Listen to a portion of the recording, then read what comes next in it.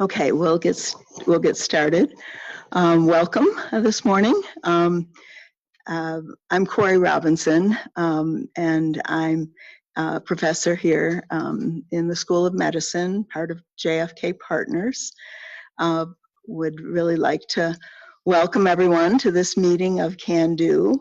I'm going to say a few words, and then Joelle Browner, who's the new executive director of the DD Council, tells me her chair can be taller than Bob, and she'll come up here and say a few words. But just to remind people, Cando came about because of the Autism Commission that Governor Ritter appointed back in 2008.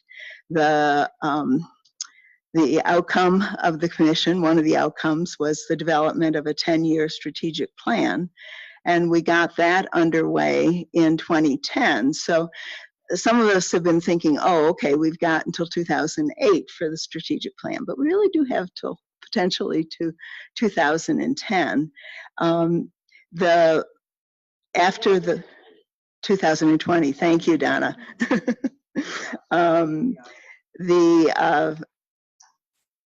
So there's lots of work to do.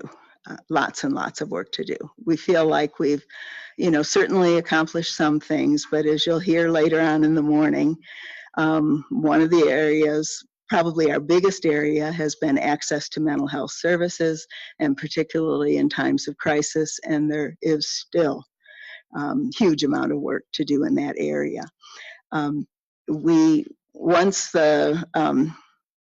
Once the commission ended, there was a question as to what would be the vehicle for continuing and working on the strategic plan.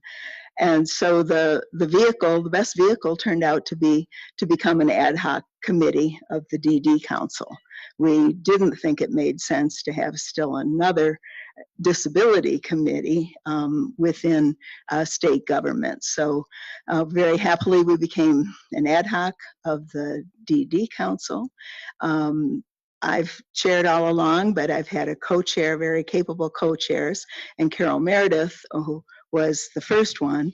The requirement in the DD Council bylaws is that any committee must have a parent or a self-advocate co-chair of the committee. So when Carol went off the council, then Shannon became my co-chair for a while, and right now it's Jeanette Cordova. Having names, thank you. And Jeanette sends her apologies. She's actually at a meeting in New York today. So that's a little bit of background on what Cando is about. Since we're privileged to have Joelle.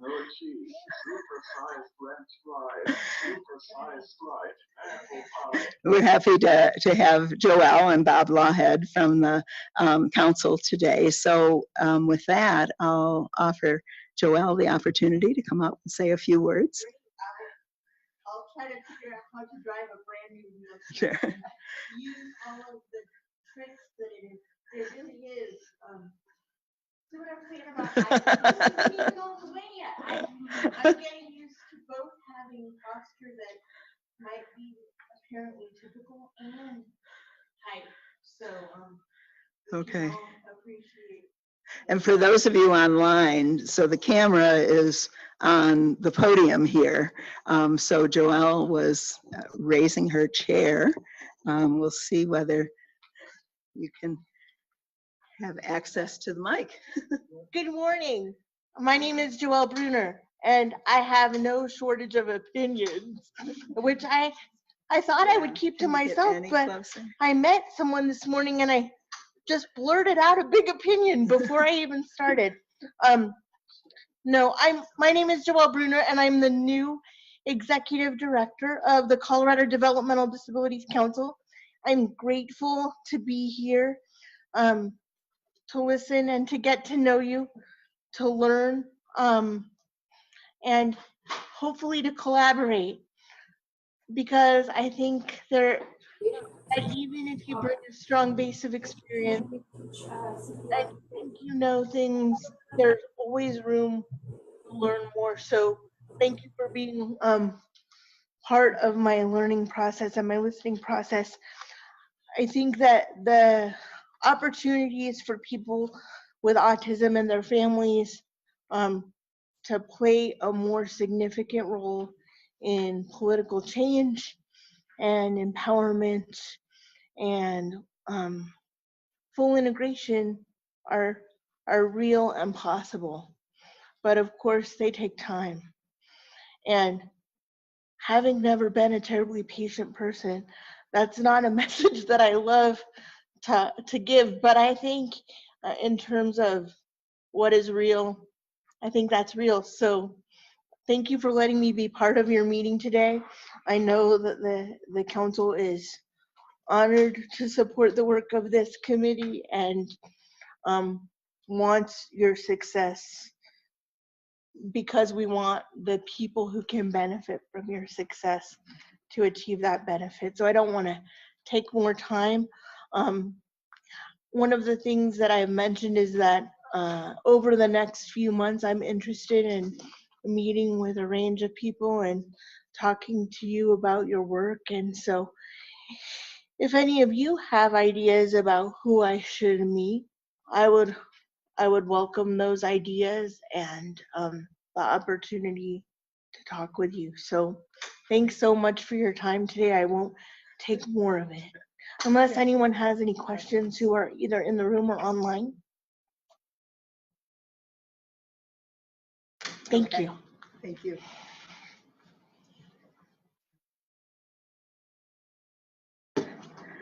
All right, thank you very much. So what I wanted to do, and I'll just take a couple more minutes, is a little bit more reminder of where we're at. So Dina, to pull up those Simon's slide and goals or recommendations.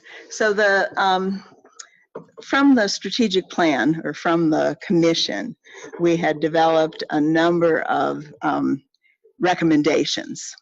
And so that's what we've been working on. But before going to the recommendations, I ran across this again. It's actually a framed picture in my office.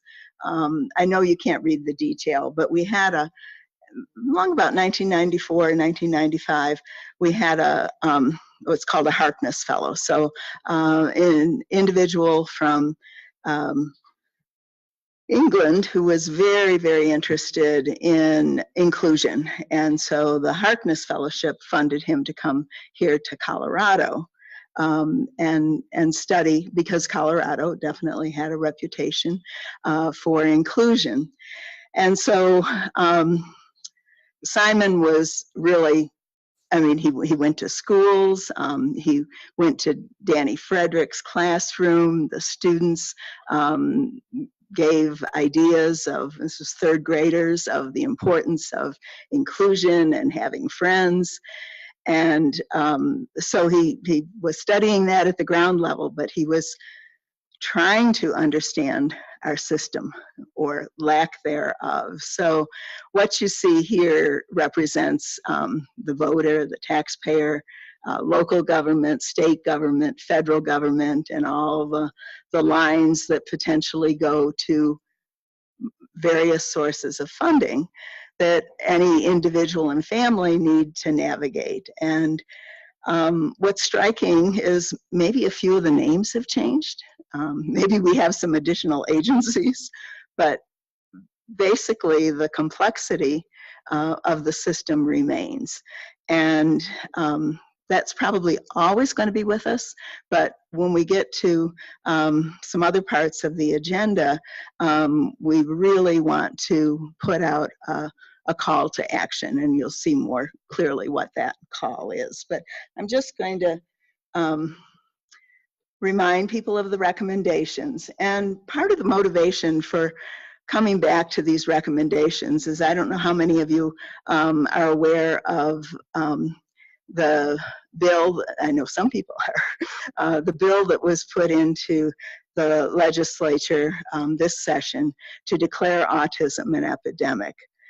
And there were various reactions. I was approached by the group to endorse it, and I declined to do so. I didn't see, well, beyond asking for it to be declared an epidemic, there was not an ask within the bill.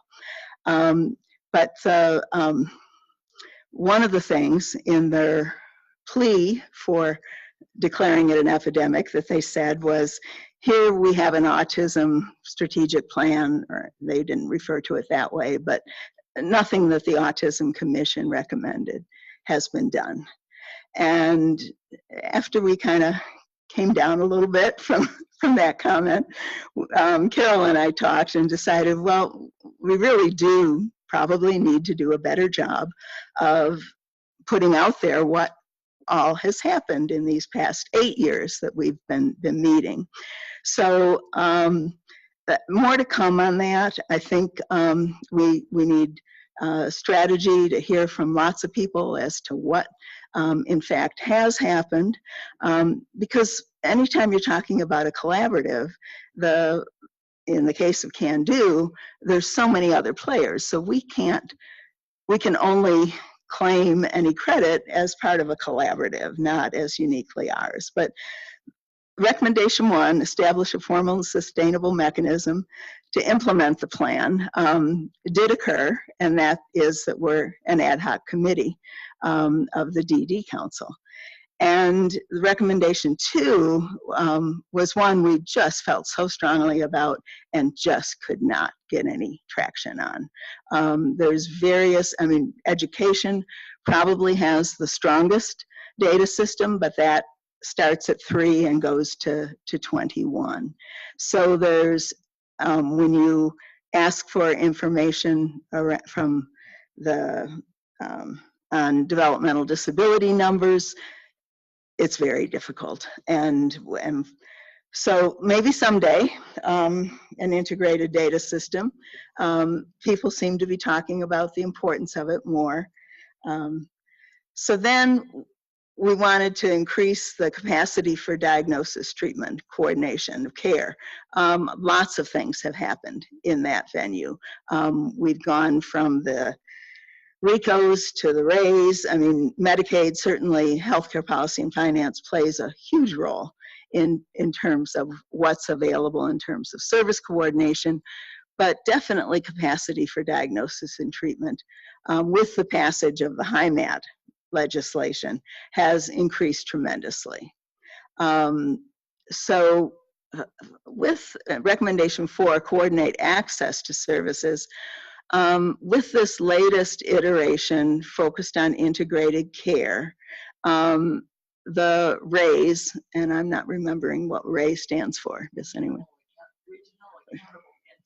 Regional Accountable Entity. How does one like to be an entity? But at any rate, within that system, there's potentially the capacity.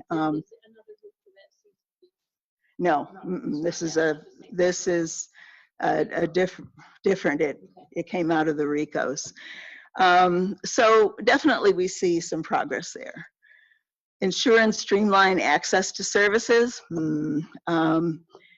Certainly there's been expanded access, and I'll take this opportunity to say, even though you see autism spectrum disorder in each of these, the charge to Cando, and the name also refers to neurodevelopmental disabilities. So even though we say autism here, we're really talking about the whole population that's impacted.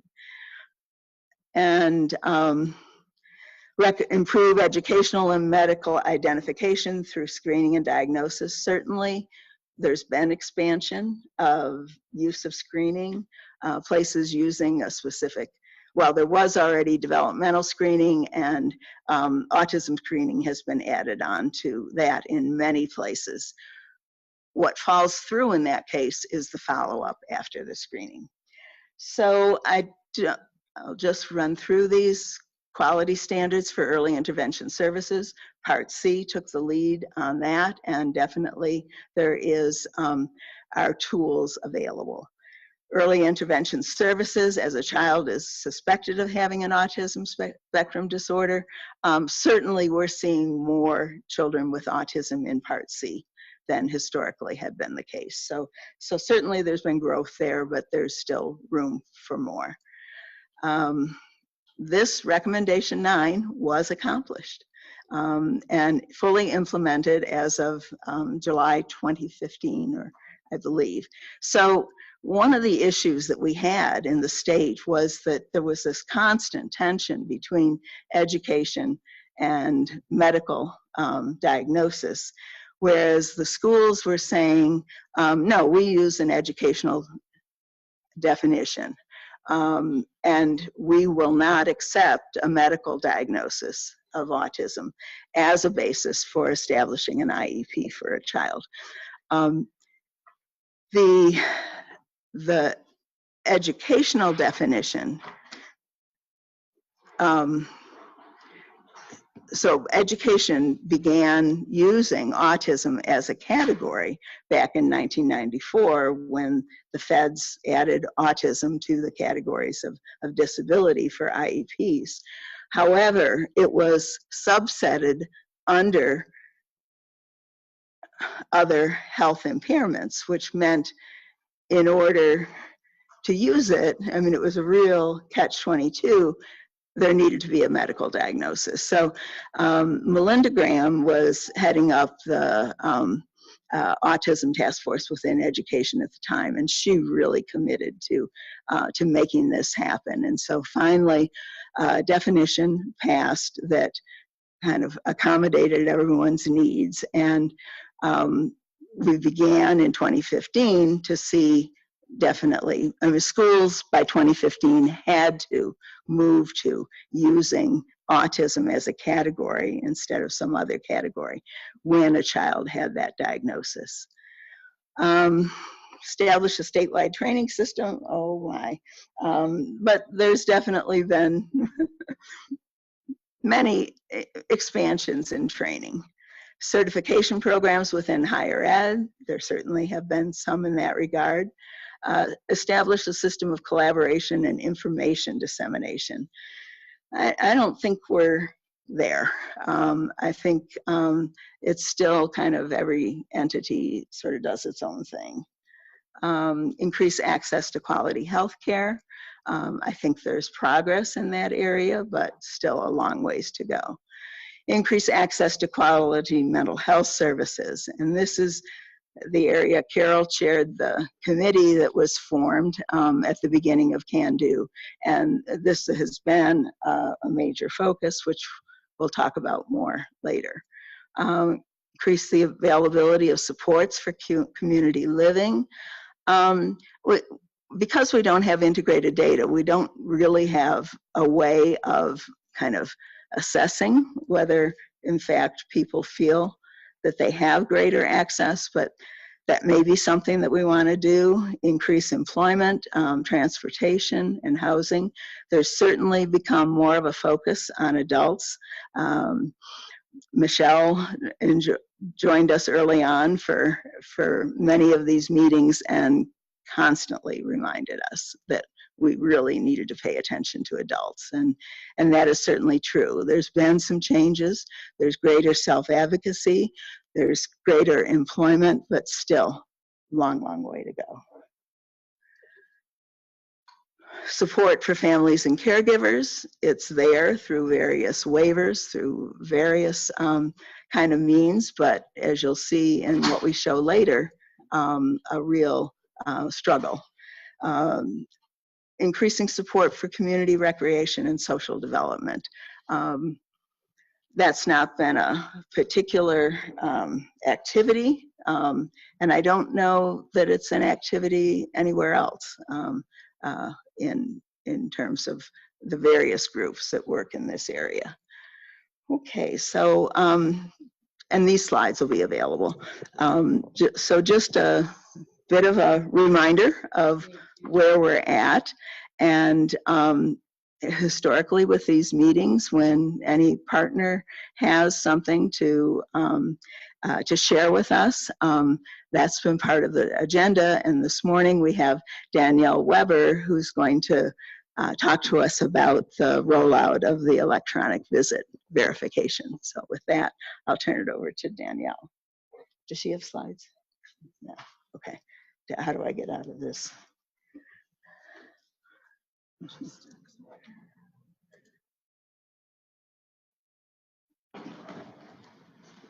Thank you. All right. Thanks. Okay. People can hear me. All right. Good morning, everyone. Good morning. It's Friday. I am really grateful to just be given just a few moments just to talk about electronic visit verification. So once again, my name is Danielle Walker. I am from the Department of Healthcare Policy and Financing, and I am the electronic visit verification policy specialist.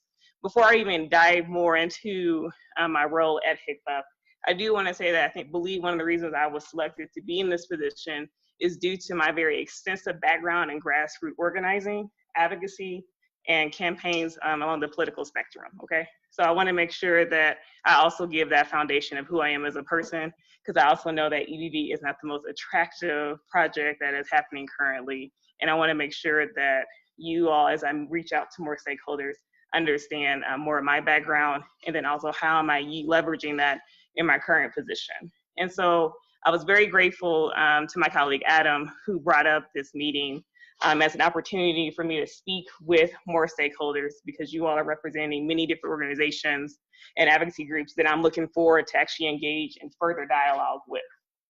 And the reason for that is I know that at times of when things are happening at the state level, the federal level, it always seems that those who are impacted the most never have the voice and have the ability to really influence the policies that are impacting them. And that's something that always deeply resonated with myself as someone who's been on Medicaid and has seen of how it feels of when the government is telling you got to do these things and then not listening to your voice in that process. And so the reason why I'm trying to extend myself as much as possible to stakeholders, because I need to have a very thorough understanding of the concerns and any misconceptions that is currently around EVV in order to ensure that the rollout for this actual system is reflective of the needs of the community that is impacting. So from there, I would like to state that from the Colorado side, so who's all heard of EVV? Probably everyone, almost everyone in this room, right? So electronic visit verification is part of the CARES Act. So it was a federal mandate to verify home and community-based services. And one of the ways that it can be verified, because every state is different, but for the state of Colorado, the verification that we're looking to incorporate is using a mobile app and also the telephonic option. And so I know that other states have done other things. For example, if you are familiar with EVV, then you're also familiar with probably Ohio's rollout. And so Ohio is doing something that's very completely different than what the state of Colorado will be doing in the rollout. So Ohio, for those who may not be aware, have been using repurposed government phones and have put these particular phones or devices in members' homes in Ohio. But Colorado's not doing that. We're not providing any devices, and no devices will be installed in any members' homes. And so I wanted to just give a brief clarity of that as well. Like that is the plan. From there, I want to discuss that the system itself for our consumer-directed or self-participant directed, those are the only members that will actually have to verify services. And so if you are not a part of that particular program, EVV, the actual component of it is a 6-point check-in. So the CARES Act requires, so I'm looking at my notes, make sure I get it all the way. Yes. So the CARES Act requires for an individual who's receiving the service, so that information, who's providing the service, what type of service, the location of the service, and the check-in and check-out component of it. And so one of the great things that I'm enjoying about this position is that all of these things that we're doing with EVV system is nothing set in stone. And so it's very important for me to have stakeholder input, for example, the type of service. And so as I work with stakeholders and they say like, well, I don't want this type of service listed. Okay, And so I'm trying to create policies that make it as simplified and as protective and respectful of the privacy concerns that normally comes up. And so one of the things that's also happening at HICPUF is that we have this, the overall EVV stakeholder work group, but then we also have 4 subcommittees. And the 4 subcommittees are privacy. As you probably could imagine, privacy would be a big concern that individuals want to talk about and work through. System design, how is it actually going to work? How can we talk through these components to make sure that it is also meeting the Cures Act requirement of being minimum burdensome? Because at times it just seems like this is just so overwhelming, this is so much, and there's not, it's not really, it's negatively impacting members and is not actually helping them. And then we have trainings and communications. So the training component may lean more towards the provider side, but training is not going to be established for the next several months. But the communications, and that's something that I am doing and leading particularly, is how do we get information out about EVV, that individuals are aware of it on multiple sides, so not only just members, but providers and family caregivers. How do we one, acknowledge that this is happening, and then more importantly, how do we try to incorporate as many voices as possible to really gain a very thorough input process from our stakeholders. And then the final subcommittee is CDOS, which is a massive component of EDV. Did you have a question? Yeah. You know, I'm so glad that you're the person doing it, because I did come at you kind of strong when you said you were with the EDV project. I do have a few questions. Oh, yeah.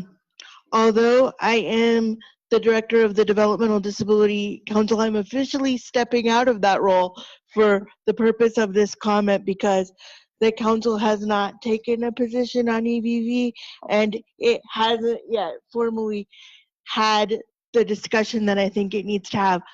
A few things. You mentioned the Ohio model. Yeah. So the company that did that horrid, absolutely repugnant implementation of EVV got a sole source contract and brought $6 million or $6 million for lobbying in our state. And I'm concerned about that. Additionally, as a person that uses consumer-directed attendant support services, this was designed for providers in a host home model, or kind of a provider-driven model. And I want to say that my home, which I own with my own money, the money that I manage myself, and the ways that I'm accountable for that public money already, should be enough. I know that it's not your personal choice about whether this is implemented or not, but this is absolutely still surveillance. It's unnecessary oversight. I don't know what they're going to do with the data. One of the people who provides support for me is my spouse.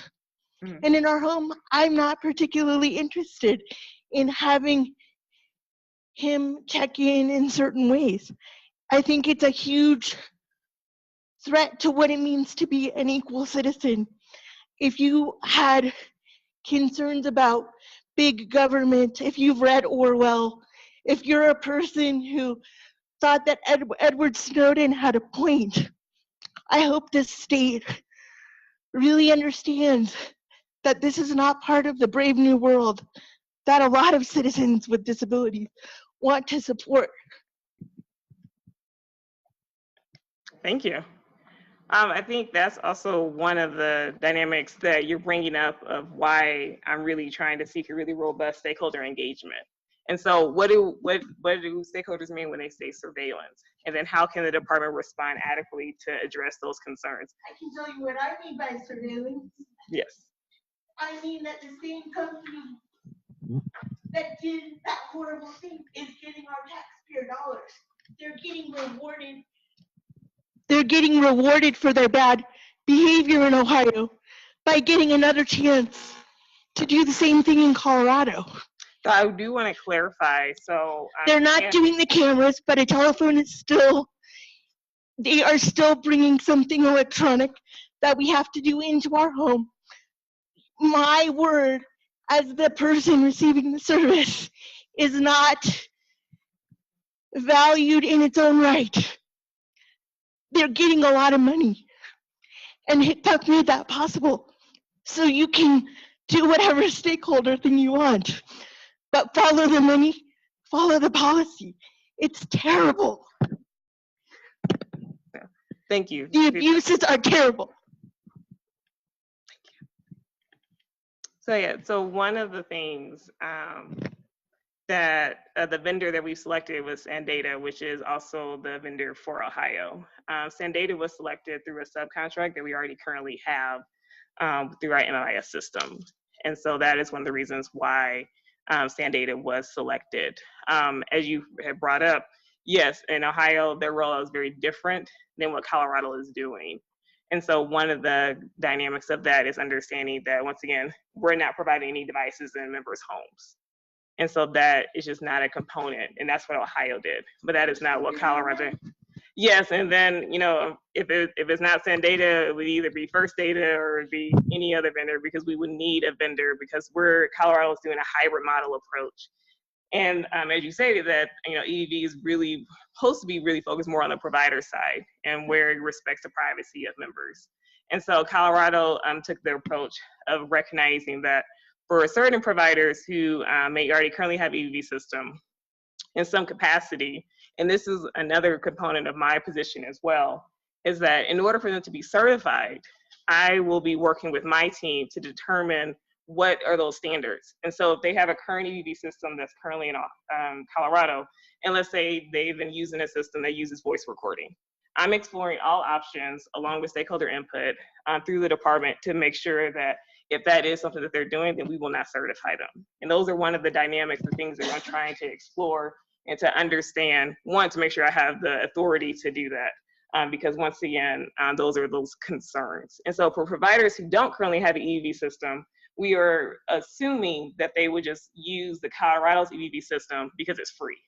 So from a business model perspective, we were anticipating that for any providers in Colorado who don't have a current EVV system, they will be using our system. And once again, our system will incorporate the mobile app feature.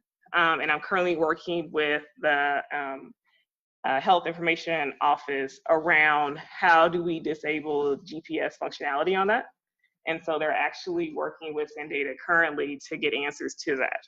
And so one of the things that I can work with policy development is, which I need stakeholder input on, is how will we define location? Because once again, that is part of one of the 6 points of the Cures Act for the state to be in compliance. And so because CMS has already released guidance, if you all weren't familiar, that GPS is not required. And so therefore, I'm seeking out input from stakeholders to understand, well, how can we define location that is still meeting and addressing the concerns of privacy that has been brought up already. And so those are one of the few things that I'm enjoying about this position, is to really try to merge more of the stakeholder concerns and to really embed it into the policy. And so that's just one of the few things. Like I said, I don't want to take up too much time, but I do want to say that if you all have any more questions or concerns, please feel free to reach out at evv@state.co.us. It'll be me. So you Danielle, might get tired of me. Online question. Oh, yes. So what was the impetus behind the EVV movement in Colorado? Was it fraud? Oh, that's an excellent question. And so I think there's many components to my understanding of why EVV, why are we doing this now? Is it to reduce fraud? And I know that from CMS, they really presented of how one of the dynamics, as I was speaking with another colleague, and she was saying how she believes that EVV also can be a dynamic of where we're really also ensuring that individuals are receiving services that they need. And so she gave an anecdotal story of how there was a member who was not receiving a particular service, and the service was their house being cleaned. And so they almost was evicted from their home because the individual was saying that the attendant was like, yep, I'm cleaning their home, I'm doing it. But then the landlord was like, no, this house is in disarray. It is not up to these standards. I'm going to evict this member. And so it took from our side to actually go in to do a personal visit to see that these services were actually not being provided. And so electronic visit verification can also provide ways of also advocacy, because I've really recognized that how a lot of individuals have these really strong support systems, and they have individuals, not only can they advocate for themselves, but they also have this support structure but that's not necessarily comprehensive of everyone in the state of Colorado. And so electronic visit verification, I know that oftentimes it's been labeled like, oh, it's to reduce fraud, but then stakeholders like, but at the expense of my privacy.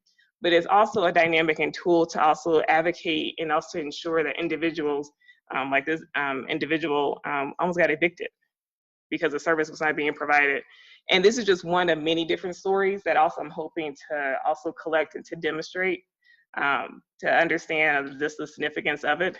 And once again, and also as well as like understanding that it's just a multifaceted component, very, very complex, and really understanding, but yeah, fraud is a component of it, but I also want to think about broadly of how it can also ensure that individuals are receiving the services and that that people say that they're there where they're supposed to be, they're providing the service at the time they said, and to really increase the quality of the services individuals are receiving.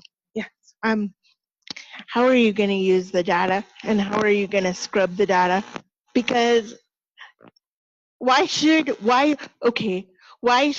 anybody who this data is collected on trust HICPUF? Why? Could you go into more detail about particularly the, like I said, I don't want to take up too much time, so I'll probably go ahead and see, but. Danielle, you have a stakeholder meeting coming up. Yes, we do. So yeah, I was going to end with that. Right, but I still think that people who care about autism and who are here should be able to ask, why should we trust HICPUF with this data, and why should we trust the state with this data? Why is it in the interest of the state to see that we have quality services when there's not a direct line between electronic visit verification and quality? That's a stretch. Why do you say that it will help quality? There's no quality component to figuring out if somebody arrived on time. I think that it not necessarily is a stretch, but it does connect to ensure, like, for example, for my anecdotal story, that if an individual is not receiving the service, that's not quality. We can call you right now and say they're not getting the service and get help with the quality. But then now it's increasing the accountability on the provider side to ensure that individuals are where they're at and providing the services that the member was in need of. And so, yeah, I think that that is something that I'm still working through to really communicate of how quality is still a portion of this implementation process. But once again, as you have stated, this conversation will be ongoing. Like I said, I hope to reach out to many different individuals in this room to either Skype into one of your meetings to talk more about EVV. And then once again, we have monthly stakeholder meetings and also monthly subcommittee stakeholder meetings as well. And the next monthly EVV general stakeholder meeting will be June 19th. And it will be right at HICPUF at 10:30 a.m. And so once again, if you want more information, please, send an email to evv@state.co.us, or you can give me a call. So if you want to write down my number, it's 303-866-6265. And so if you have any more questions or concerns, please reach out to me. I'm normally always at my desk, but I'm here today, so I'm happy about that. But please, one of the things that I'm really working on is really having a robust stakeholder engagement. But once again, thank you for this time to speak. Thank you. And I'm sorry to cut off the discussion, but we do have an agenda and other speakers. So now I'm pleased to introduce Angela Rachavinsky, who's an assistant professor here at the School of Medicine in pediatrics. And we've been working on the concept of crisis planning for a while. It was initiated by some medical students, and so now it's gotten to the point where there's an actual resource guide and a plan to invite people to participate in the research. So I'll turn it over to Angela.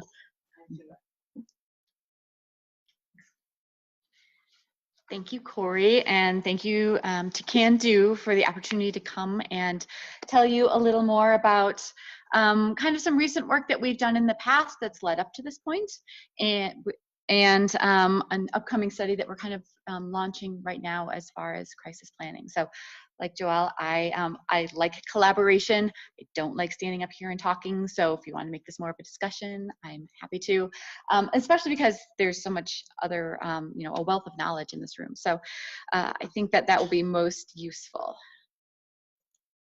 I have no other disclosures. So just to start, I wanted to kind of go back to the basics and tell you what we mean when we talk about a dual diagnosis. So this is for an individual with both a neurodevelopmental disability and then a mental health diagnosis. So this can look something like autism and severe anxiety that interferes with daily life, or an individual with IDD and obsessive compulsive behavior that really interferes with the family and their ability to be an integrated part of society that they'd like to. So Corey's kind of given a lot of the background on the dual diagnosis piece, some of the complexities that have historically been a part of that. Really that mental health piece can sometimes be overlooked in or attributed to the primary diagnosis of autism. So, that anxiety just typically goes along with autism, when no, it really is a separate diagnosis, and separate services may be needed to treat it specifically. One thing we found that I'll go into a little more is that it's not only the individual with a dual diagnosis, but families are affected as well. So between the financial impact, the impact on siblings, and the in general care, it really can cause, and has historically been a difficult situation. So this kind of kicked off the gap analysis that you guys may remember back in 2013. That was spearheaded by Corey Robinson. And so 5 years ago, JFK began these projects with this ongoing focus in contributing to understanding really what we can do to support individuals with a dual diagnosis. So what we found is summarized in the gap analysis report, but also we found that one of the main issues was that individuals with a dual diagnosis often used or were needed to use the emergency department or 911 services as really kind of their only recourse when they were having a crisis, so an acute mental health crisis. Only about half of families had crisis plans. Many more wanted crisis plans, crisis intervention training. They didn't really feel like they necessarily had the tools to do that. These are just some other barriers to care that we have kind of talked about in the past that came out of this this gap analysis. And really what it kind of just led to was an overall aggregate frustration with the medical system. So this was, again, back in 2013. We have made some progress, maybe not as much as we would like, but what came out to us is that there's a lot of things that still aren't in our control or in the family's control. And so what we wanted to do was kind of focus on pieces that maybe families could have a better sense of control with.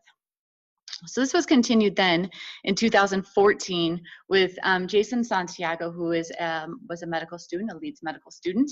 And he did in-depth interviews with quite a few families, I think almost 25 families, to really find out families, including an individual with a dual diagnosis. So, and over the course of these interviews, he really kind of found out how people do, or families do, cope in an acute crisis situation. And what we found was that everybody kind of had their own best way of coping. And some of the stories that families used and the methods they used are really ingenious and just, just really kind of endear you to the ingenuity of these families. But also, they weren't necessarily translatable to they were specific for that situation. The one thing that they did find was, again, parents really wanted the crisis plan. And while many people did have a crisis plan kind of in their head, it wasn't necessarily written down or well-developed. The more well-developed a plan was, broadly, parents felt more enabled to control the crisis better, and then to be able to advocate for their families if it did escalate and they needed additional resources. So this led in the last 2 years to, again, additional Leeds medical students worked on developing a crisis plan, and then the crisis resource guide, which was really developed by Deanna Kloss last year, and is an excellent resource, and we'll kind of talk about some of those as well. But this was undertaken with input from lots of key stakeholders around, and a lot of thought kind of went into how these resources might be used or might be ideally used for individuals with a dual diagnosis in the future. So back to crisis plans in general, because this is the one thing that kept coming up that families might actually be able to use to make themselves be able to feel more able to handle a crisis. So individuals without a crisis plan are more likely to use the emergency department. Other studies have found that when you have a crisis plan in place, there were other options that family used, and it actually decreased emergency department use in that acute crisis piece. So there are actually, there's been a kind of an explosion of work around this in very recent years, and there's multiple different templates out there that you can use, but they all kind of focus around certain pieces of it. So the Respite Coalition, I know, just had a webinar, and they have a nice template on there as well. And we are launching a study that kind of uses a template that we have gotten input in from a lot of different stakeholders in the hopes that it will also be helpful. So. But the pieces that all of the crisis plans kind of have in general are a pre-planning, and then where you kind of identify triggers, identify the de-escalation techniques, and then what is needed to keep both the individual and the person with the, both the individual and the family members safe.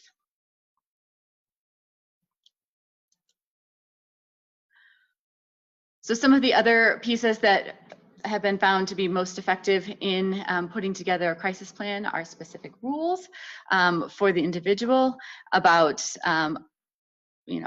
behaviors and consequences.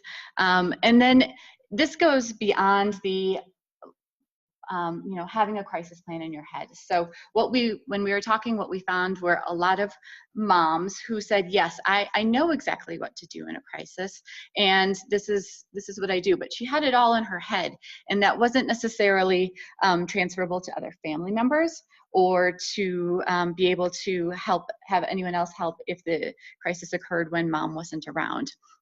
And it's also a lot to carry around in a crisis situation. So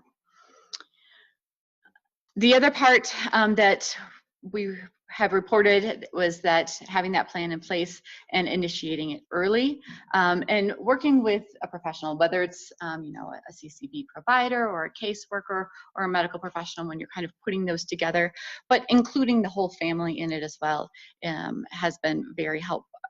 Has been found to be very helpful. And then writing the plan down so it's accessible to many people. So the study that we're undertaking now is really looking at if the crisis plan is useful for families. So, and then it is a follow-up questionnaire meant to be just a very low burden for families. What parts were useful? How can we make this better? But I wanted to kind of show you the template that we're working from, that the Leeds medical students have developed. Any feedback is fantastic. But really the first part of the crisis plan is the planning. And this really probably seems redundant or unnecessary to families that live with us every day. But what we found is really just talking through it with families is incredibly helpful in order to get it down on paper. So, one family that we talked to, the daughter was having ongoing kind of crises, and we were helping her identify some of her de-escalation techniques. And one of hers was, she would tell her daughter if she was starting to escalate to go to a certain place in the house that was her kind of calming, relaxing spot.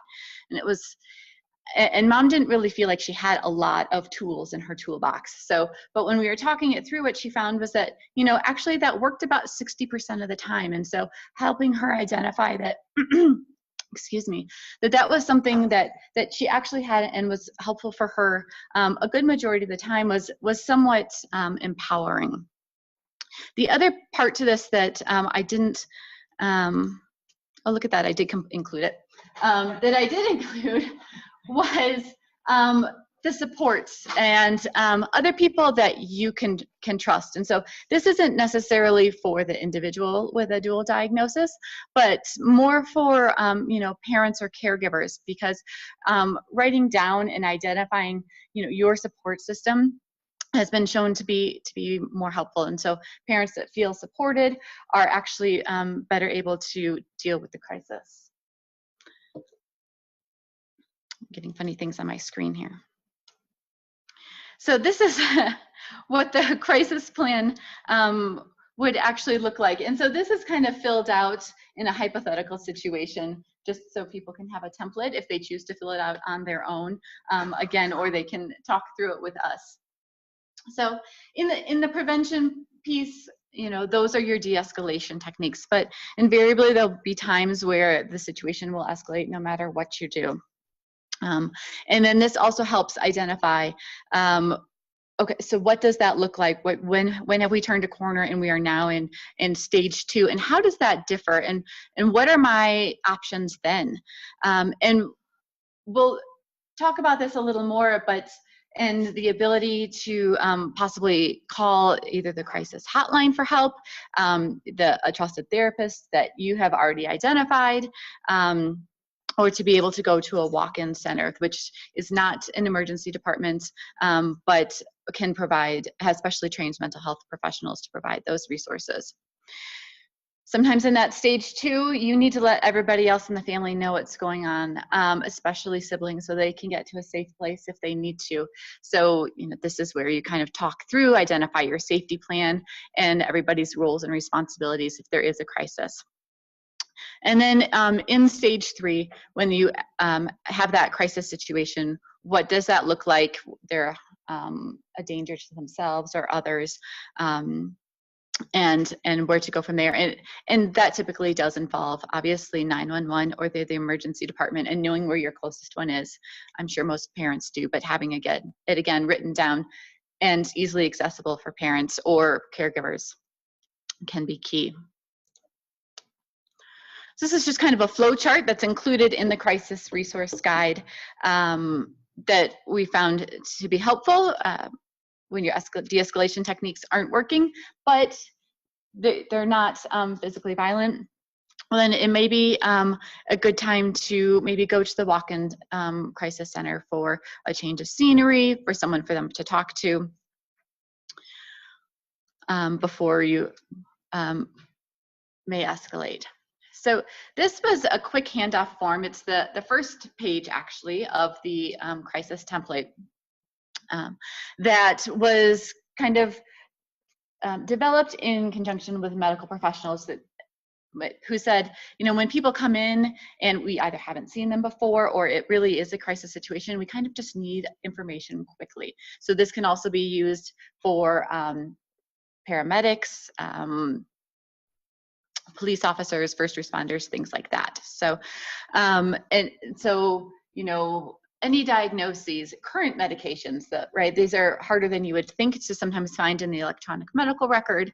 Current things that might already be in their system so they shouldn't be given otherwise.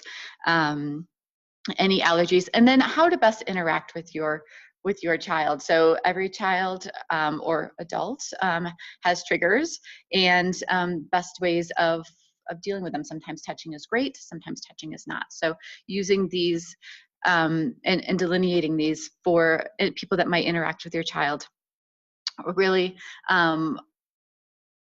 it is helpful for the medical professionals to know.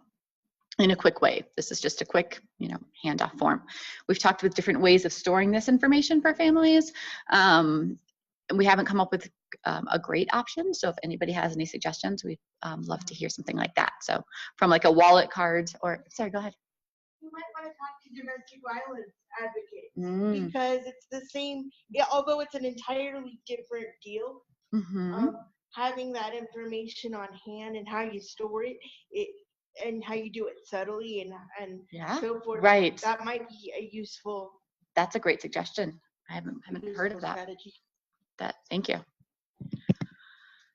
So for those that didn't hear, it was talking with domestic violence situations who are groups who may also have ideas on how to store this information and be able to hand it off subtly. One other piece that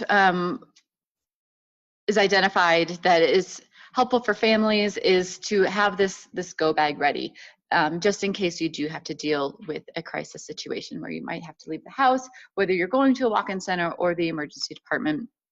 Things to have available rather than, we're in this situation, quick, let's, gather everything up. If you can have something ready and available and either kept in the trunk of the car, on your way out the door, depending on what needs for your family. It seems like a very simple thing, but in the process of managing a crisis, especially if you're trying to do it on your own, it can be very helpful. And then the last part of the crisis plan, maybe the most important, is that reflection piece, right? So a few days after the crisis, what did it look like? Can you go back and identify even what the trigger really was?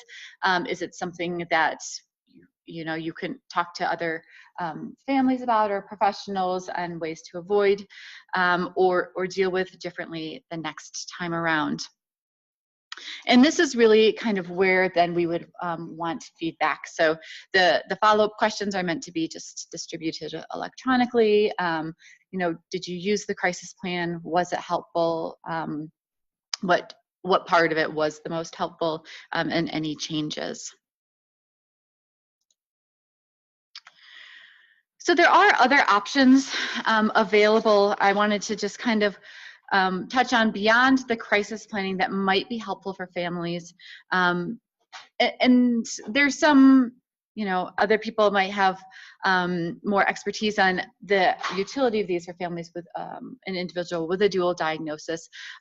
But talking about the Colorado Crisis Hotline, they are ideally available for everyone in Colorado. So, and that doesn't mean just the individual that might be having a crisis. These are available for parents or caregivers as well who might just need someone to talk to occasionally in dealing with these crises. So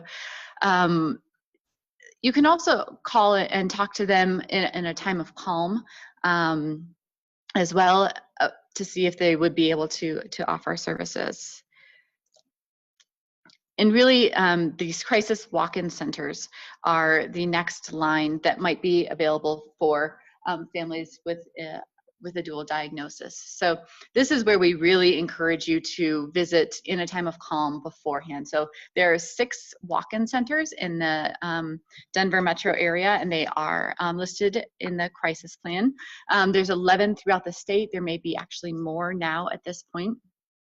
And crisis centers can be better because then in an emergency department, if your child is not physically violent, because they do have trained mental health professionals available. So depending on the crisis center, there may be additional resources available, like a crisis stabilization unit, or respite care, although often these aren't great options for our families because they do have to have a certain level of independence and ability to perform activities of daily living for themselves.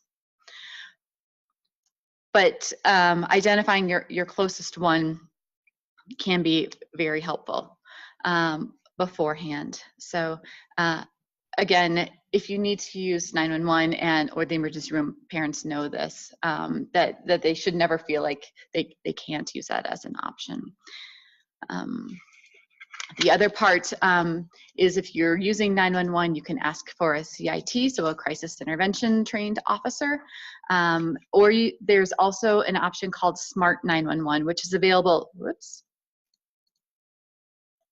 in some areas. So I tried to see if Smart 911 was available here for this Aurora zip code, and it is not yet. It sent me to all of these other close by places though. So, but what it is it's a system you set up beforehand, and we actually spoke with the Denver 911 Smart 911 system, and they will store your crisis plan for you. So then at that way, if you ever do need to call 911, though they have access to your crisis plan. They know these things beforehand, possibly about your child, and have access maybe even to your quick handoff form if they don't have time to go through the whole crisis plan beforehand. So, yes.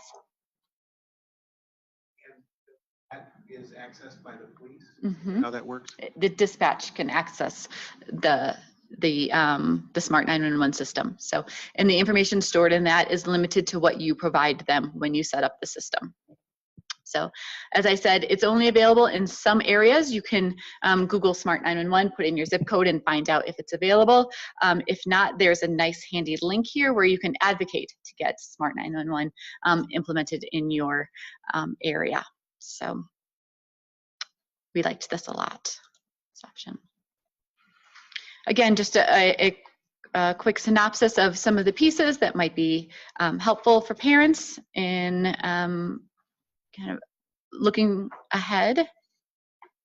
And I wanted to thank everyone that has put in the work on these. So again, a lot of these Leeds medical students have done the lion's share of this work since 2013. And Dr. Robinson, Dr. Romani, Mary Heffler, I know spent a lot of time with Deanna last year, kind of going through, she visited all of the crisis centers, and so there are lots of other stakeholders. So if you have questions or think that, a collaboration, implementing some of the crisis plans, if you have anybody that you think would be interested in participating in the study, please contact me or Corey, who's PI on the study, and we would be happy to talk with you a little more. But with that, I will take questions.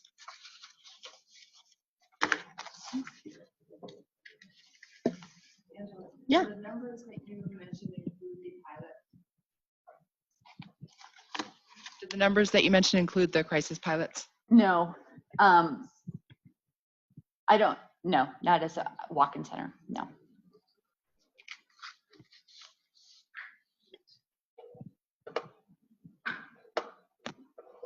All right. We'll let. Thanks, Angela. Appreciate it. A little behind on schedule, but we'll keep going. Next, we have Christiana Soso, who's the executive director of the ARC of Colorado, and he's going to share with us kind of some of the highlights from the legislative session. So, Christiana. Thank you, Corey, and thank you everybody who comes to the Cando meetings. This is a great group that's been around for a while, and I think the recommendations are going a really far way in moving the needle for much needed services. I'm certainly learning a lot, so thank you. And in terms of a legislative update, it's difficult to do it in a short time frame because we were tracking 75 bills. And if I was to go through each one of them, we would be here all afternoon. We, as the ARC of Colorado does every year in consultation with the 14 chapters, the board, stakeholders and partners, we develop a public policy agenda, and we really prioritize about 5 bills or so, which is about the bandwidth in terms of our lobbyists, our staff, and our partners to be effective. And of our 5 prioritized bills this session, I'm humbled to say that all 5 of those passed into law. So I think that's definitely a great testament to our partners and the people at HICPUF, the chapters, everybody that works on these issues. I'll talk about those today, especially as it relates to behavioral health services. There is really what I'm kind of thinking about as a trio of bills that came together in this session, and I'd like to get your thoughts on that. I know many people in the room were also involved in that too, so I'm going to kind of lob it over to folks too to get their perspectives. We had over 32 instances of testimony under the dome from over 13 people. And I hope, my hope next year is to grow that even more so that more people are telling their stories in front of the policymakers and the folks who really need to hear those stories. 78% of our strong bills were sent off or signed by the governor. 73% of our support bills were either sent or signed. And 100% of our strong opposed bills died in this legislative session. So we're really thrilled, and I think it was a good session for people with IDD and people who care for folks with IDD. Now, having said that, there's a couple of bills that I'll talk about in context of each other. And the first one was the Child Mental Health Treatment Act. The Child Mental Health Treatment Act was designed for parents, largely, who have private health insurance and do not qualify for Medicaid, so that their kids could get appropriate residential treatment and services. That Child Mental Health Treatment Act was slated to sunset next year. And so the calculus was really, let's go through this legislative session because it's friendly, it's kind, get it reauthorized. But what we were able to do with our partners is to make it a permanent program and to add additional dollars to the Child Mental Health Treatment Act. So that's a huge, huge win. And so we have this over here. Another bill that came through is the CHIRP waiver. And I know many of you in the room know what the CHIRP waiver is. The CHIRP waiver is for kiddos who are duly diagnosed with IDD in behavioral health issues in the past, well, currently, but this is changing. Folks had to go to their county child welfare system and in many instances give up custodial rights so that those duly diagnosed children could get the residential treatment care that they needed.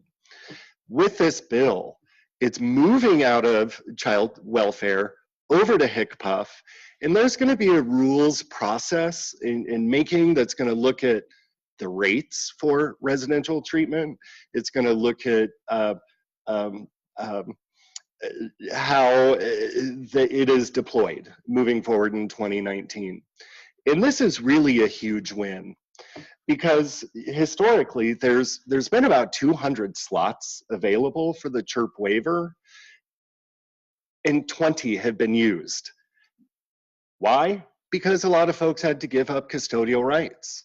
So we think that the CHIRP waiver moving over to HCPF, getting rid of that, in addition to the Child Mental Health Treatment Act, there's going to be more ease, more dollars of folks when they do need those residential treatment services. Now, there's a third bill that went through as an amendment to the long bill, and this was to bring residential child care treatment facilities into Colorado as a lot of duly diagnosed kiddos are being sent out of state.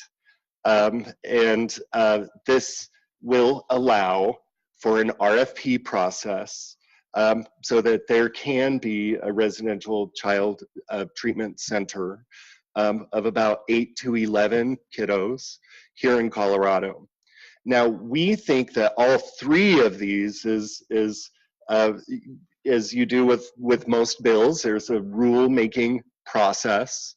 I think it's really important that the ARC of Colorado, our partners, our chapters, you in the room, be a part of that, so that these three sorts of legislative bills are informed and talk to each other, and that there's a path for folks that really makes sense.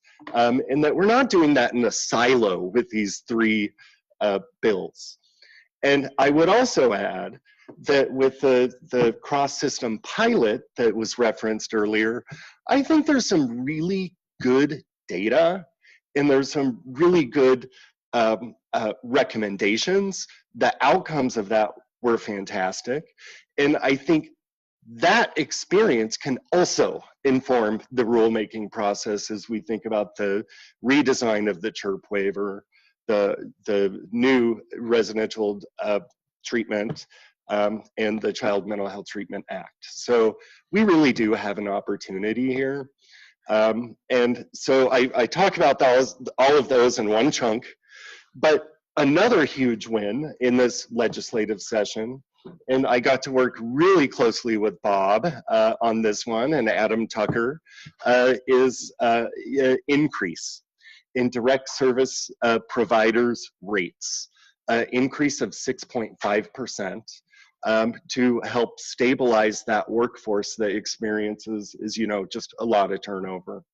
And the companion part to that bill, which is absolutely exciting, is that we now have 300 new comprehensive waivers into the system. And this bill passed unanimously, which is a huge, huge feat. And we couldn't have done it without the advocacy of folks in the room. So I want to thank you for that.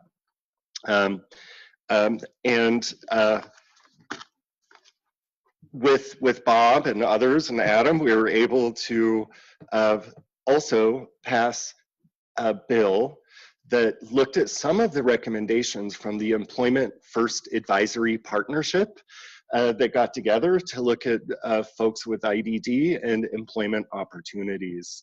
And we're thrilled to announce that bill did pass. It provides training, certification, other data collection in terms of state of the state and where folks are getting jobs, the impact and outcome of those.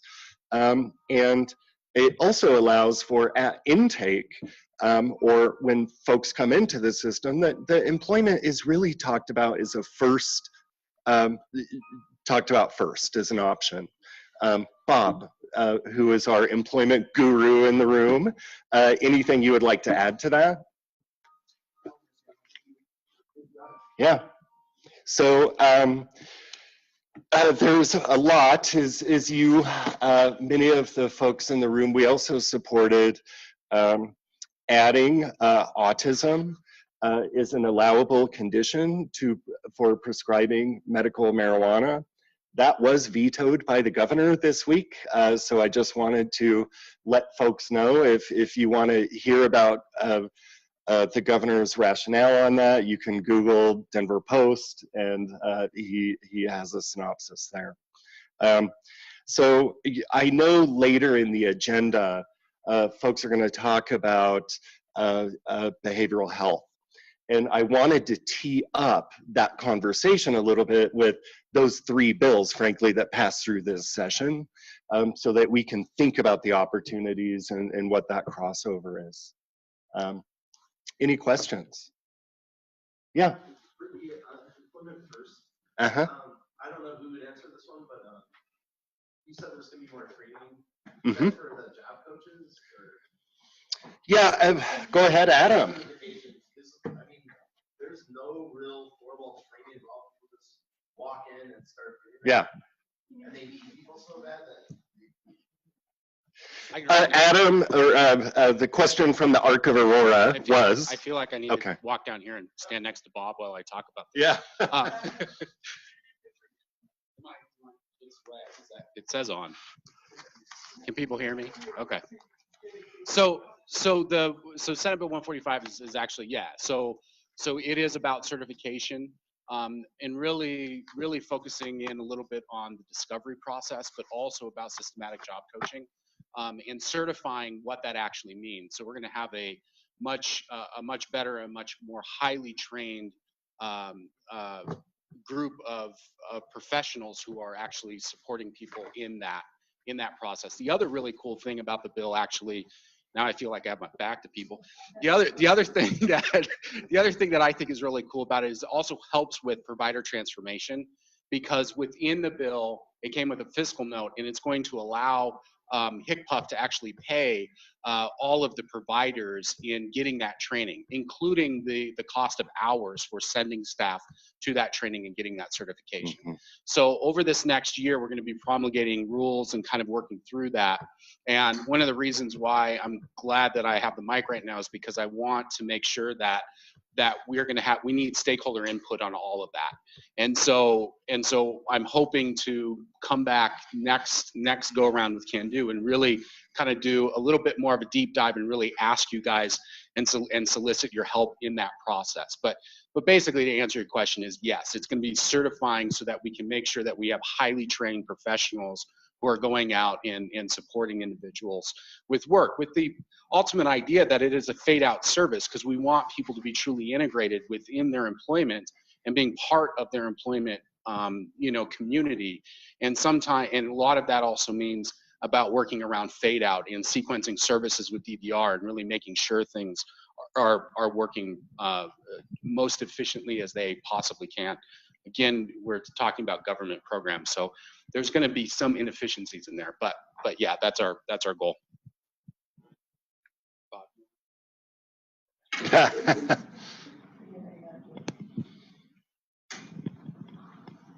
Any questions online, Dana?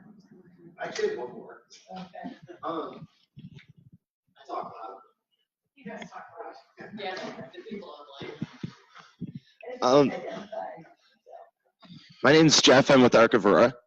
Another question was about the residential for children. Yeah. Like 10 to 12 beds are opening up.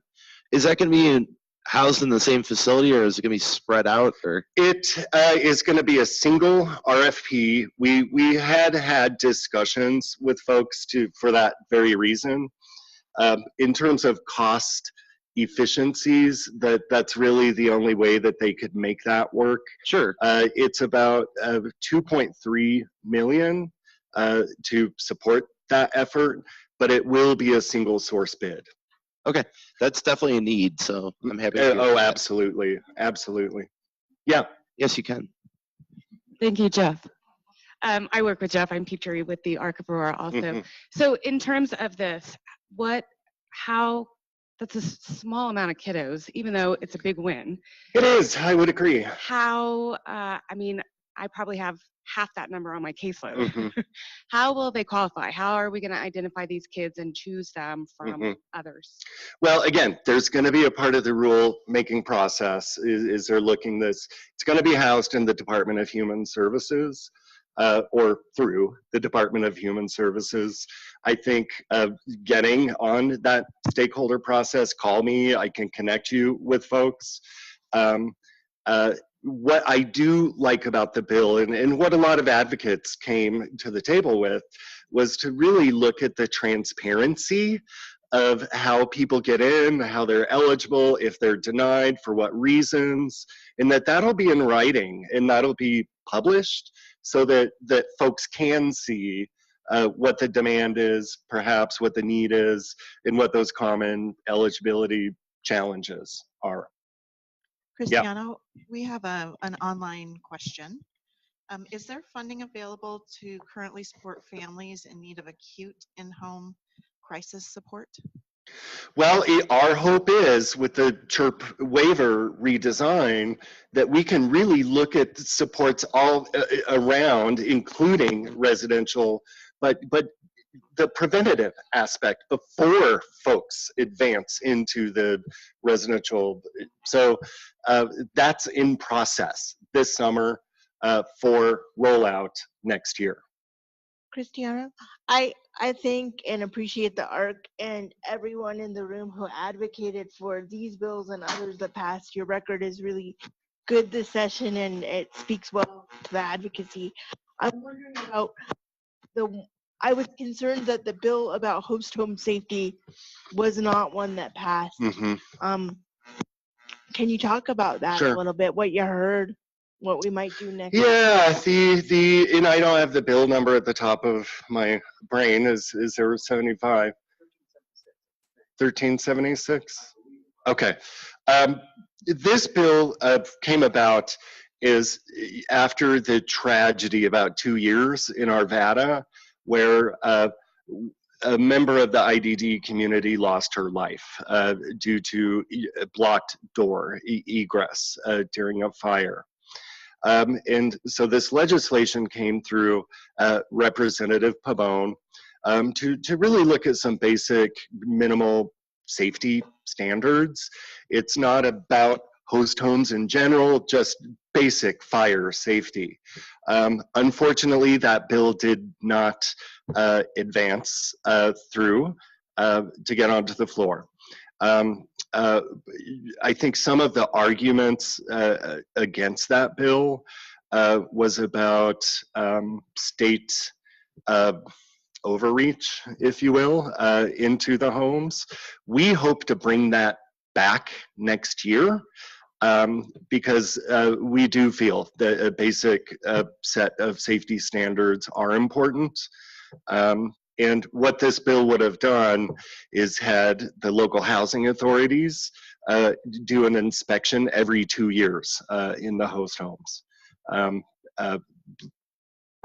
So thank you for bringing that up. Unfortunately, it was a loss, but it's on our radar for next year.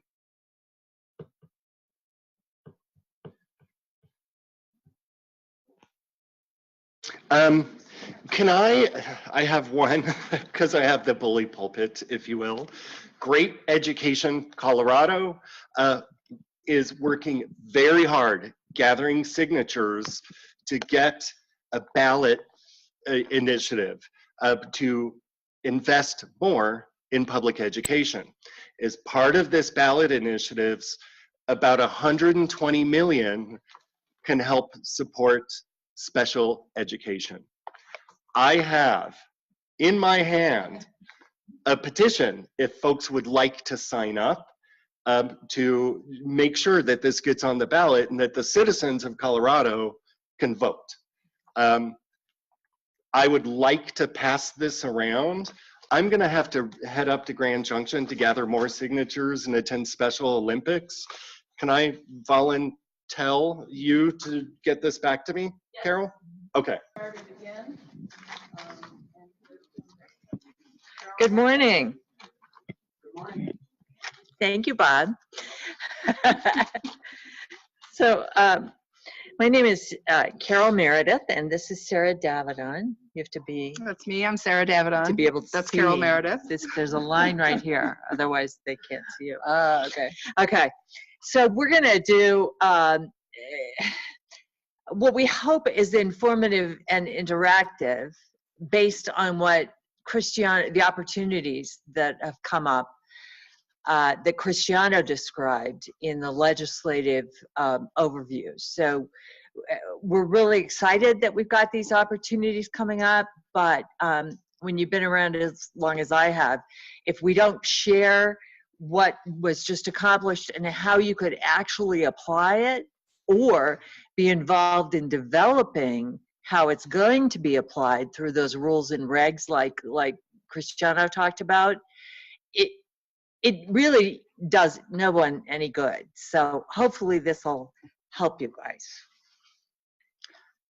So thanks to Corey's brilliant mind, we thought, gosh, you know, who are you gonna call? And Corey's like, yeah, who are you gonna call? And so we totally swiped this, and I'm sure somebody's going to turn us in, or we're going to get into trouble for copyright laws, but it's so relevant because it really, that's the question that we're hoping to try and answer as we go through this. Yeah. Like, who are you going to call? So what do we do, Dina? Who are you going to call? Got it. Okay, I'll try. Oh, that. Oh, no, that's not it. Try the mouse. Let's go. Yeah. Ta-da! There we go. So we kind of want to define the populations because it just gets really complicated, right? So you can have autism plus a mental health diagnosis. You can have a typical IDD plus a mental health diagnosis. You could have autism and IDD plus a mental health diagnosis. You could also just have a mental health diagnosis or just an IDD diagnosis. But what we're talking about today is sort of for folks with IDD and or autism who don't have IDD, cognitive issue that need mental health treatment. How do you get there? Who are you going to call? And I would just want to add to this. I mean, this is the slide that I think that introduces the complexity of the systems that individuals and children and families might encounter. Like, what if I have this diagnosis? And I just want to add to this that there are also things we need to consider about when there's not a diagnosis. And I'm going to talk a little bit about that when we get into some of the resources. So, I mean, as Carol said, there's, when there are diagnoses, sometimes it's still complicated, but sometimes it's easier when they're not diagnoses. Then really, who are you going to call? Right. Okay. So, these are the, to get access, you got to be able to pay, right? Somebody's got to get paid to get access. So if you're not, I always used to say Donald Trump. So who's the Omaha guy? Warren Buffett. You probably can't. Different. You probably can't afford to private pay for most of this stuff. So we're going to focus on the payment sources that are not Warren Buffett, privately financed. So you have the commercial insurance market, right, which is like Aetna or United Healthcare or something like that. You have commercial kids who have commercial insurance and Medicaid, right? So they have Aetna and then they have Medicaid as a backup, either because usually because they were able to access that through a waiver or the Medicaid buy-in. You have straight Medicaid. You do have Medicare, even there are kids who are on Medicare because maybe, their mom or dad passed away or retired early or something or whatever. But once that kicks in, then Medicare complicates it. This is the situation I'm under right now with my son, Medicare and Medicaid. You think it's going to be better? A lot harder, just telling you. And then we have Warren Buffett. Or for those who are not Warren Buffett, who still are encountering situations where there just has to be this self-pay, private pay need for whatever reason, whether it's because of deductibles and copays or because of an underinsurance issue. Right. And then Sarah and I were talking about this the other day.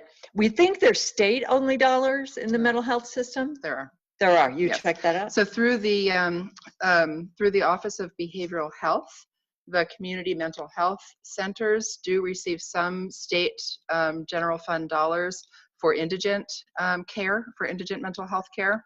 But then the rest of the Medicaid mental health dollars are no longer managed by the Office of Behavioral Health. They've gone over to Healthcare Policy and Financing. And then there's TRICARE, and there's TRICARE plus Medicaid. So the thing to know about these payment sources, and hopefully we've put them in the right order. Well, I can already tell we haven't, but we alphabetized. We alphabetized. Yeah. In order to get to, so if you have commercial insurance and Medicaid, right? First of all, you have to get commercial insurance to say, I'm not paying for that before Medicaid will kick in. If you have TRICARE and Medicaid, you have to make sure that TRICARE is issuing that letter of denial first. Medicare, Medicaid, same thing. You have to, Medicare goes first, then Medicaid is always the last resort payer. And theoretically, you're supposed to private pay, you know, always if you have the resources. But that can be one of the major barriers, right? Is just getting that letter of denial from Aetna or TRICARE or whoever when you're trying to I access. think we've got a question that came in.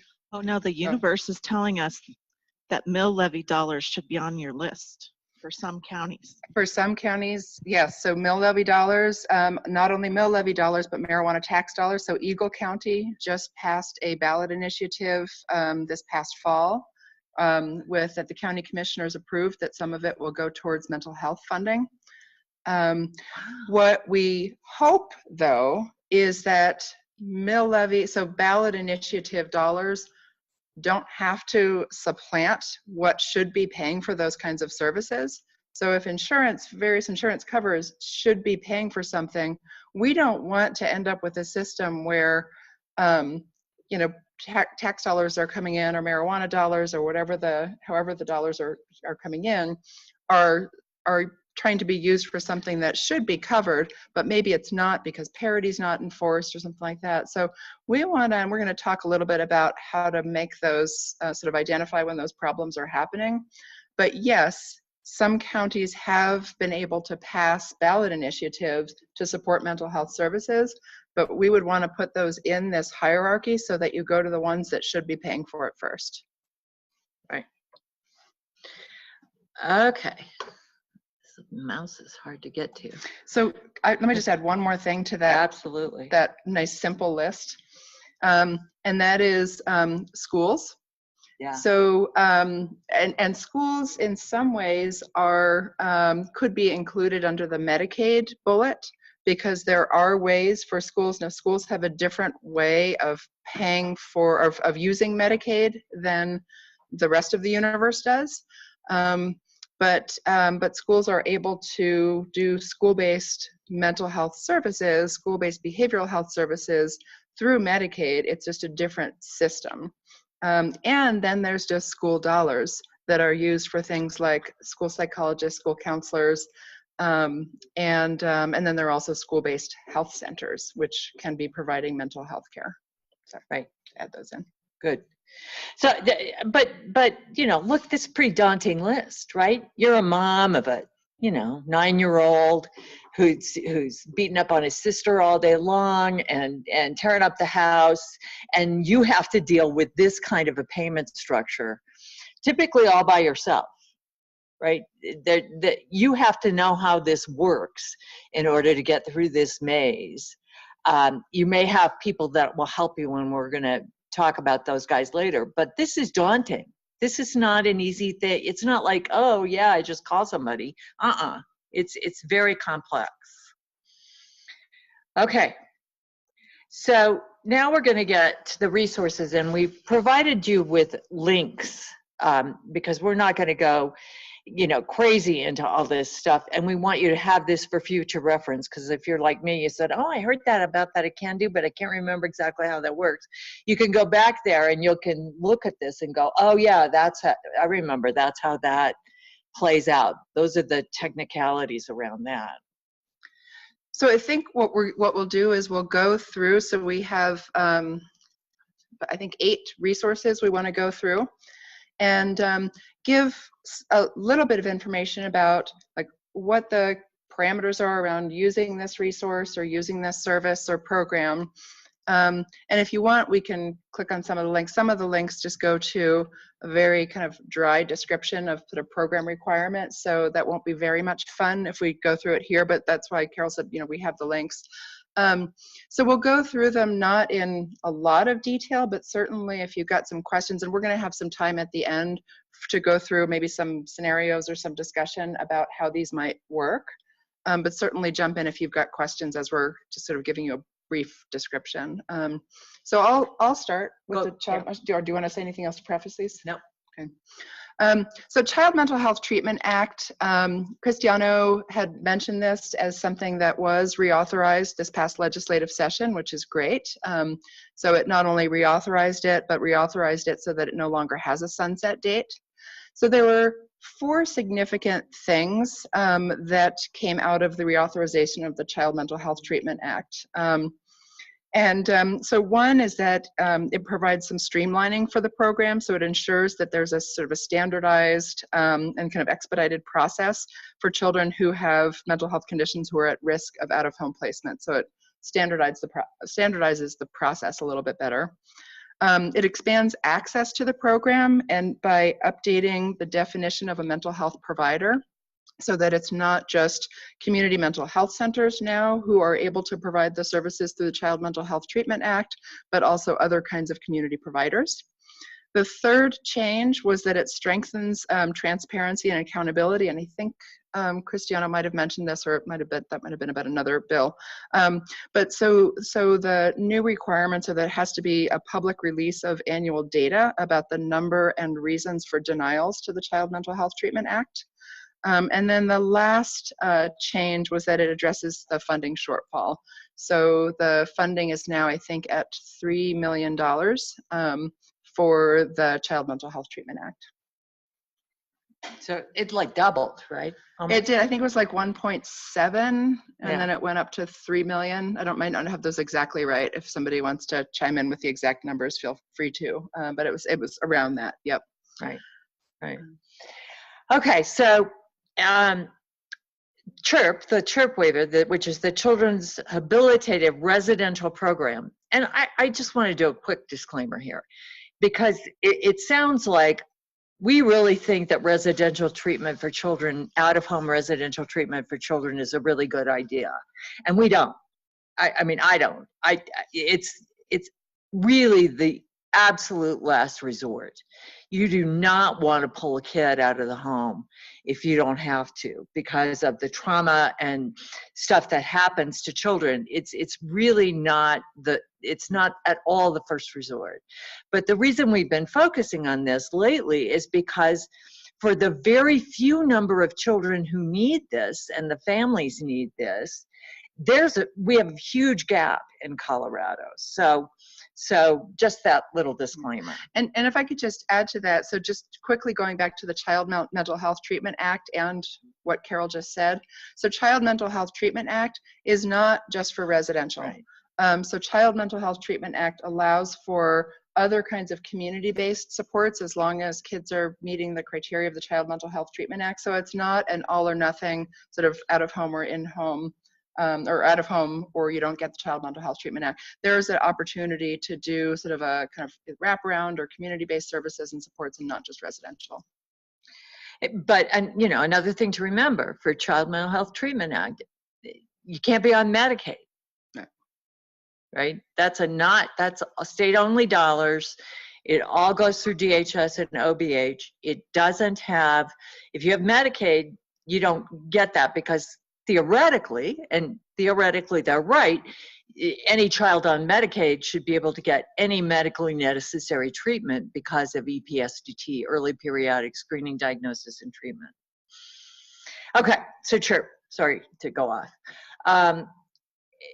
This waiver, like Christiana said, used to, or still does until we get it switched over, according to this new law, in the Department of Human Services.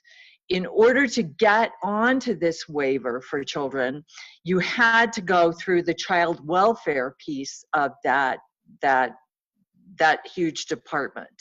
And families did end up losing custodial rights of their children. Some families were never able to access this, because if you're a police officer or a teacher or other kinds of professional folks, you cannot have a dependency and neglect hearing on your record and keep your job. So it was only for kids in child welfare. That's the biggest change in my mind, that we took it out of there So it's based on need, not based on a dependency and neglect hearing or a child welfare case being opened on an individual. Once we get it fixed and changed over, anybody who's eligible will be able to access those services. The other thing that was added in the bill is some heavy-duty transitional kinds of services. Now, nobody knows what that's going to look like, and it's up to us, all of us who care about this and know something about this, to be a part of the waiver redesign when that comes up, to help them at HECPUF understand how this works on the ground. Because we're the ones talking to actual families, we're the ones that have that actual experience, and so we want to create that service definition in a way that really does help keep kids in the home, like we were talking about earlier. And if they do have to go into a residential treatment facility or something like that for a period of time, that service could help transition them back home, because you need that in-home supports piece there. Now, just quickly, I want to talk about how similar, and Dina's going to send out this handout when this gets loaded on the website. But if you look at the Children's Mental Health Treatment Act and you look at the Medicaid waiver programs in HCPF, they provide a lot of the same stuff, right? So they provide, Child Mental Health Treatment Act provides an assessment. It's a really detailed, intense assessment, and it's nicely done. But Medicaid state plan can pay for assessments. So if you're on a Medicaid waiver, you should be able to get assessments. It provides residential, right? In the Child Mental Health Treatment Act provides residential. Medicaid waivers, you know, we've provided residential and Medicaid waivers for a long time. We have host homes, group homes, PCAs, and things called alternative care facilities. So it's not like residential has never been a part of Medicaid. It has. ABA can be provided by the Children's Mental Health Treatment Act, but we have pediatric children's behavioral services under the Medicaid state plan that you can access. Family therapy is provided under the Child Mental Health Treatment Act. Under Medicaid waivers, under the CLLI waiver, there is counseling and expressive therapy services. So that's a service definition that's been there. It's not accessible for people with IDD at the moment unless they are have a life-limiting illness, but it's not like the service doesn't exist. Medication monitoring is on the Child Mental Health Treatment Act. In the DD waivers, medication monitoring has always been a part of that. Case management is provided by the Child Mental Health Treatment Act. And in the waivers, we've had targeted case management forever, right? Therapeutic foster care is in the Child Mental Health Treatment Act, not in Medicaid waivers anywhere. Mentoring, Child Mental Health Treatment Act. Mentoring is a service in one of the DD waivers right now. It's probably defined differently than it's defined in the Child Mental Health Treatment Act, but it's not like we've never heard of that service before. And outpatient services is in the Child Mental Health Treatment Act. On the Medicaid side, Medicaid waiver side, we think of those outpatient treatment things basically as OT-PT speech, those kinds of things. We don't have outpatient treatment facilities for children that I know of. We probably do. I don't know. But there's a lot of holes in what we know and what we want. But hopefully that helps you see how similar those are. But there are some differences. So I'm going to shake things up a little bit. So I need to leave in about 2 minutes. So I'm going to go through COACT And then I think if we could go to then the Yep. gray ones that I'm going to be talking about as well, and then we'll go to your personal care Medicaid. You Does that bet. sound good? Okay, so I don't know if many of you are familiar with COACT, but it's essentially Colorado's system of care that's managed through the Office of Behavioral Health. It's a funding that was received through the Substance Abuse and Mental Health Services Administration. And I think it still has a few years left to go on it. But it's managed by the Office of Behavioral Health. And essentially what it is, it's a system of care for children and youth with behavioral health challenges and their families. And what they've been finding more and more is they've been working in communities, is that sort of one of the sort of complex situations that's come up are when families who are accessing COACT and the wraparound and high fidelity wraparound services through the system of care, have dual diagnoses of IDD and mental health issues.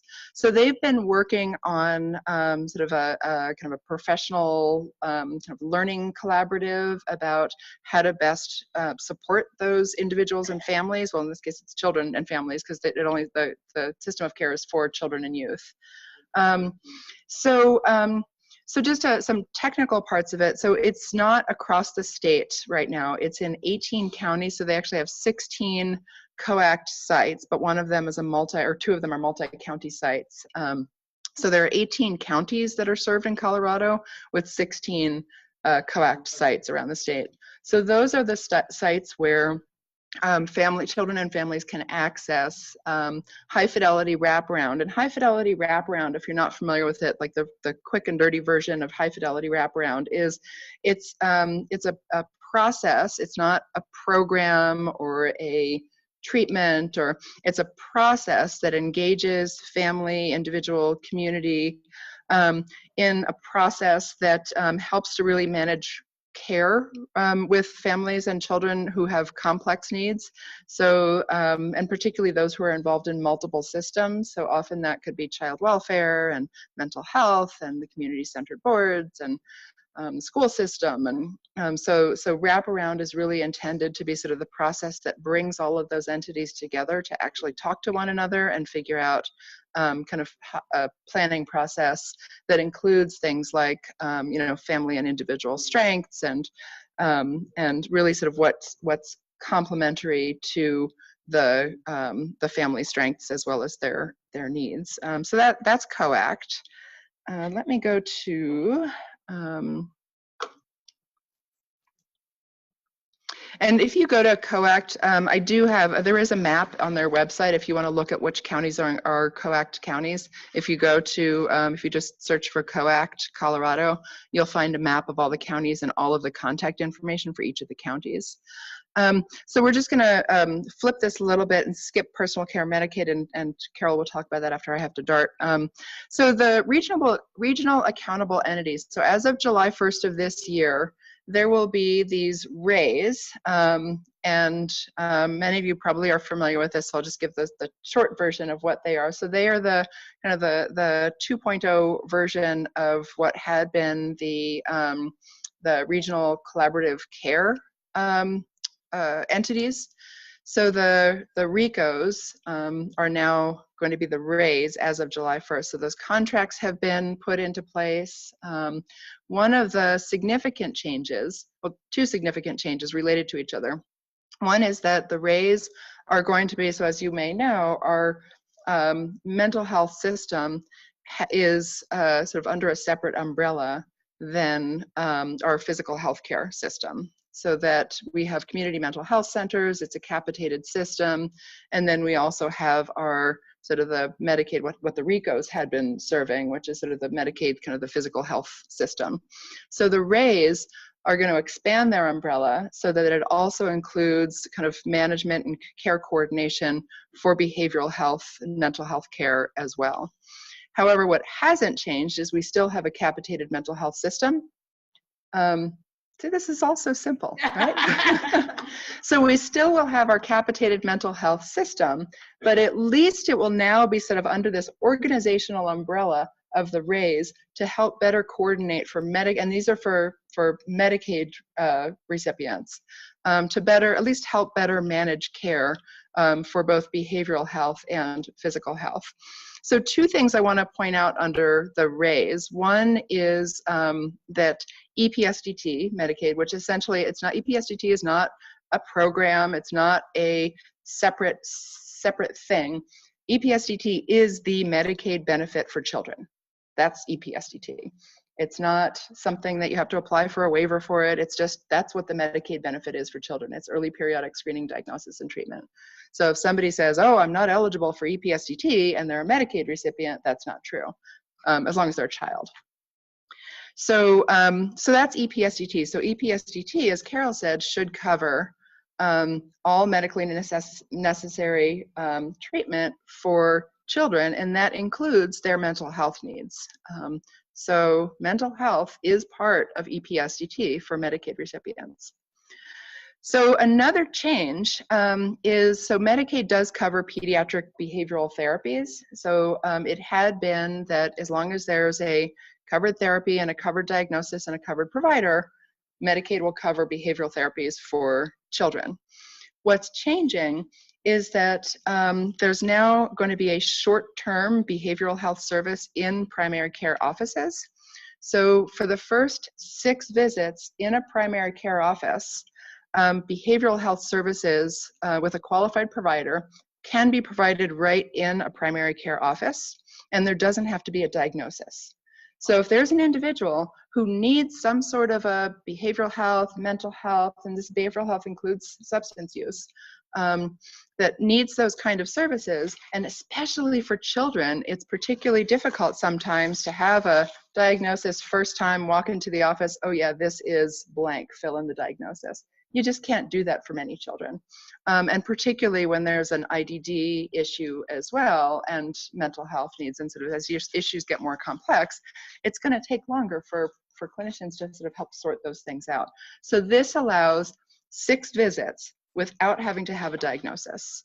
And that can be in a primary care office. So it doesn't have to be at the community mental health center. It can be right there. So if a kid goes in to their primary care doctor for a well child visit, these kinds of mental health, behavioral health supports can happen right then and there.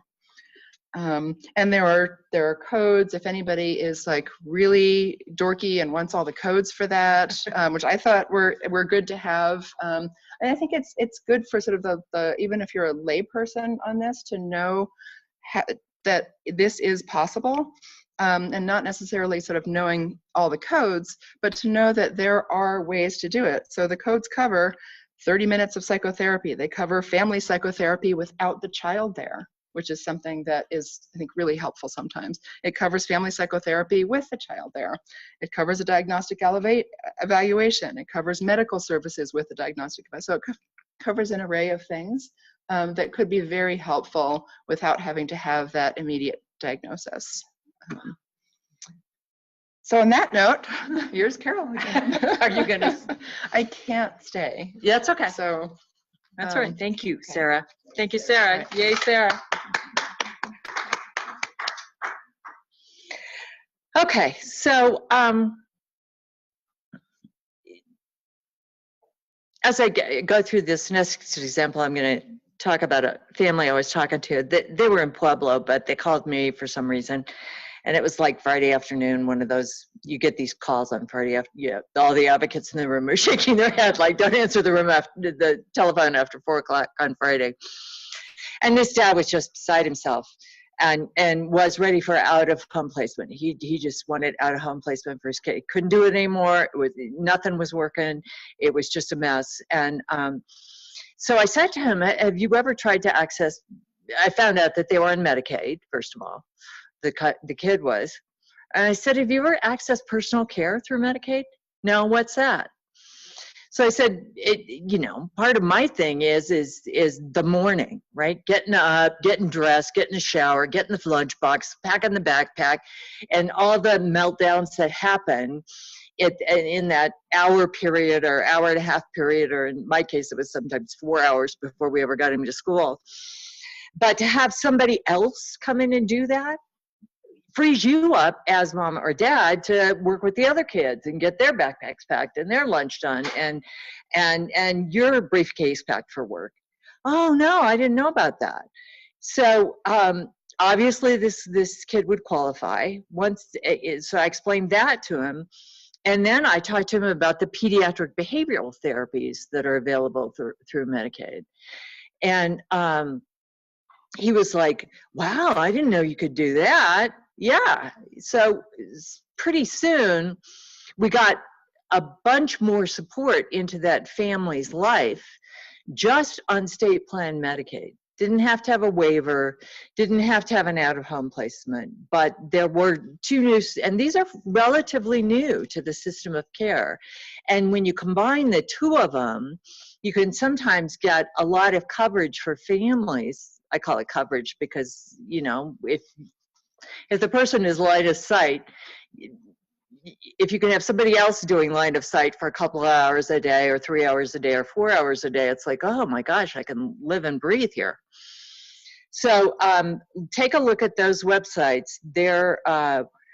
It's good information, and it's an important resource on that preventative side. So as you're going up the escalator before you get to out-of-home placement, maybe we can plug in some stuff that might, you know, keep you at a lower level on that escalator. Children's Extensive Support Waiver is another one that's important for kids with IDD to know about. It's harder to get. It's kind of ridiculously hard to get at the moment, but my advice is appeal, appeal, appeal, because we're seeing that work.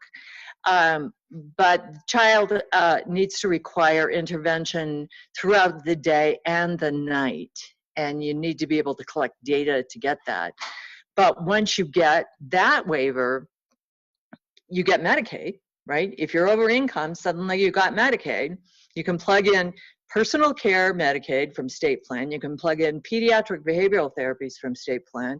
And then you've got access to this service called Supported Community Connections. So if your kid wants to go to Boy Scouts or Girl Scouts or the swimming pool or wherever a kid goes, you got a staff person that can take them there. Coverage, coverage, coverage, and professional coverage. So I just wanted to bring that up because sometimes it's cobbling it together. It's not all one program. You have to access it here, there, and everywhere, but it can help. So now we got the who you're going to call. So for commercial insurance, I wanted you to have this link to the Division of Insurance. I have post-traumatic stress disorder from dealing with commercial insurance, so I never do this kind of advocacy. I always farm it off to somebody else because they always made me cry when Alex was a little guy. But you can make a complaint, and there are people there at the Division of Insurance who will walk you through how to make sure commercial insurance is paying for what commercial insurance should be paying for. There's advocacy. I just listed the ARC chapters there, but there are other advocacy organizations. There's parent support kinds of things going on. But the ARCs in Colorado, we need to be grateful. They're very well funded by the ARC thrift stores. So call us. We're happy to help if we can. And then there's the current Medicaid Managed Care Ombudsman Office. I haven't had a lot of success with that, but it's a good thing to know, you know, to kind of check off your list. Have you called these guys? Have they said they can't help, right? Behavioral Health Ombudsman is going to be starting, that's another bill that passed that was off my radar. That's going to be starting in January 2019. So that's a link to that bill to know that that's a resource for, and I don't know, I can't define ombudsman, I can't even say it, but they're there kind of to help you. They're like an advocacy organization. And then there's another link there. So I wanted you to have those all in one place so you can remember that, oh, she talked about something. I just got a call from this mom. You'll have a place to go to get it all. So now we wanted to, and when do we stop? 11:30. Okay. So quickly, we've got 7 minutes to kind of do examples of successes and challenges from you all and folks online. Is there anything you want clarified from what we just presented? And, you know, what's next? What do we need to work on? So, any examples? Yes. Wait.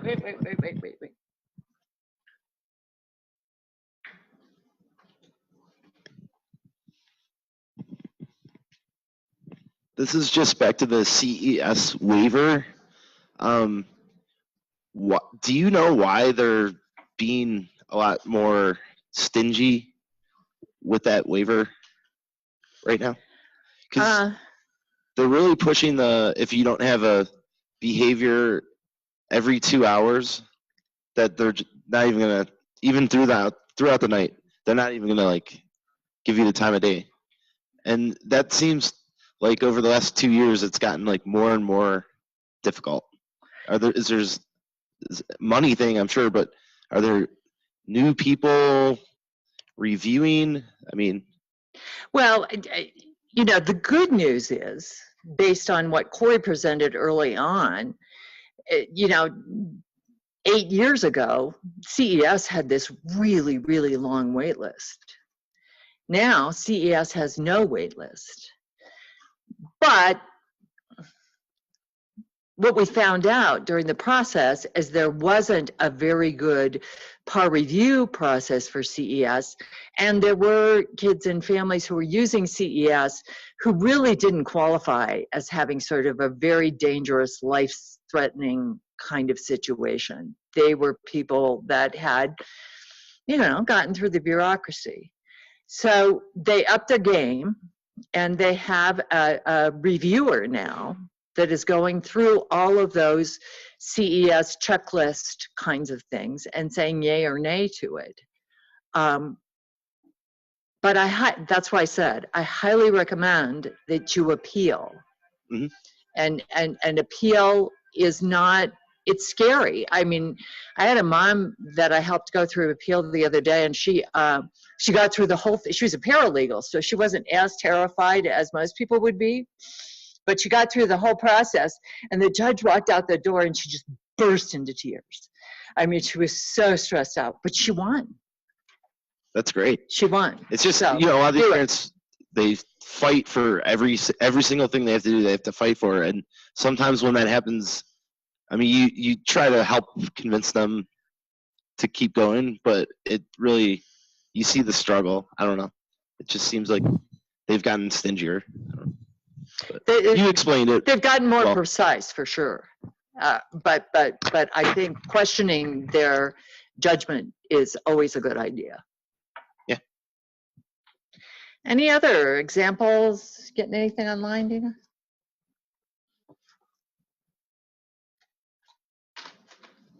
Have a, I have to scroll back up here. We have a DP intake person who wanted to speak to the CES question, but she said you answered it the same way that she would have answered it. So never mind. Good. Any other examples? We've only got like 3 minutes, so we got to whip through. It's daunting. I remember one Thursday, like 3 weeks back, I got 4 calls from 4 different families in the same day wanting the same kind of resource. 2 were adults and 2 were children. And it was just scary to try to figure it out. One was leaving, you know, like Denver Children's Home, and they were told they had to leave, but the mom was saying, I can't bring this kid back home because, you know, she's beating up her sister, and child welfare is going to come in and get me because her sister is at risk, and I don't know what to do. And all she had was commercial insurance. And the insurance companies, they like to say, done, did 6 weeks, did 2 weeks, did 3 days, whatever their limit is, we're done, we're not paying anymore, you take them home. And the discharge planning is just awful. Yes, Bob. You and I have been in the field for a combined, I don't know, 70, 80 years. And we work with families all the time who have no idea how to navigate these systems. Have you thought about what a potential solution might be? I know you listed all those different resources, but it's so complex that even with my level of experience, which is not as much as yours in this area, I oftentimes don't know how to advise people. Do you have any ideas on some solid solution to that? Because I think many families are struggling to figure this stuff out because it's so gosh darn complex. Absolutely. And if we hadn't had done the gaps analysis that Corey talked about, if we hadn't had done some of the work that we had done through Cando to try to figure this out, we wouldn't even had this list for you. And I think that there's probably people that would say, well, you forgot this thing, or you forgot that thing, or what about this? Because you can't possibly know all the little intricacies of this and that and this and that, and how does it work? I think we have a real opportunity with this CHIRP waiver.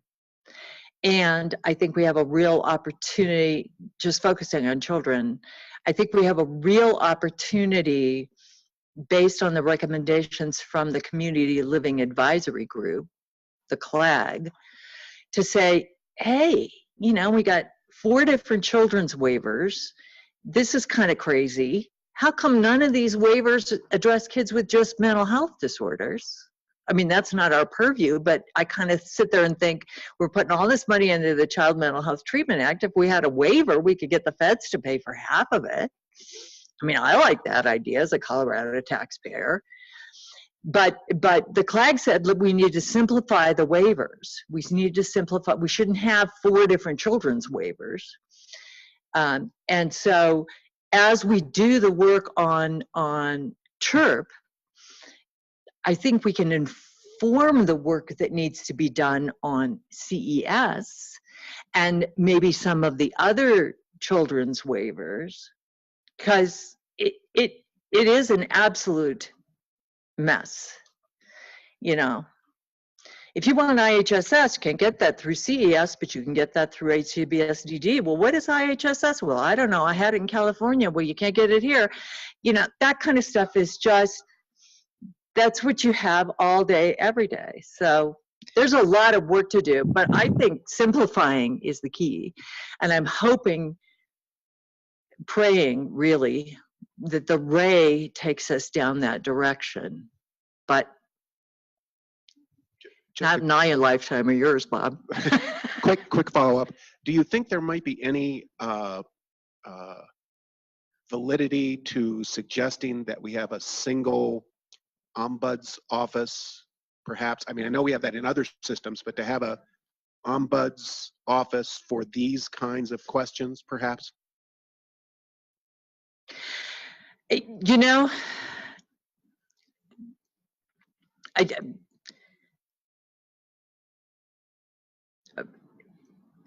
sorry, but I had to think a minute. I've never found the Ombudsman office to help me in any advocacy case so far.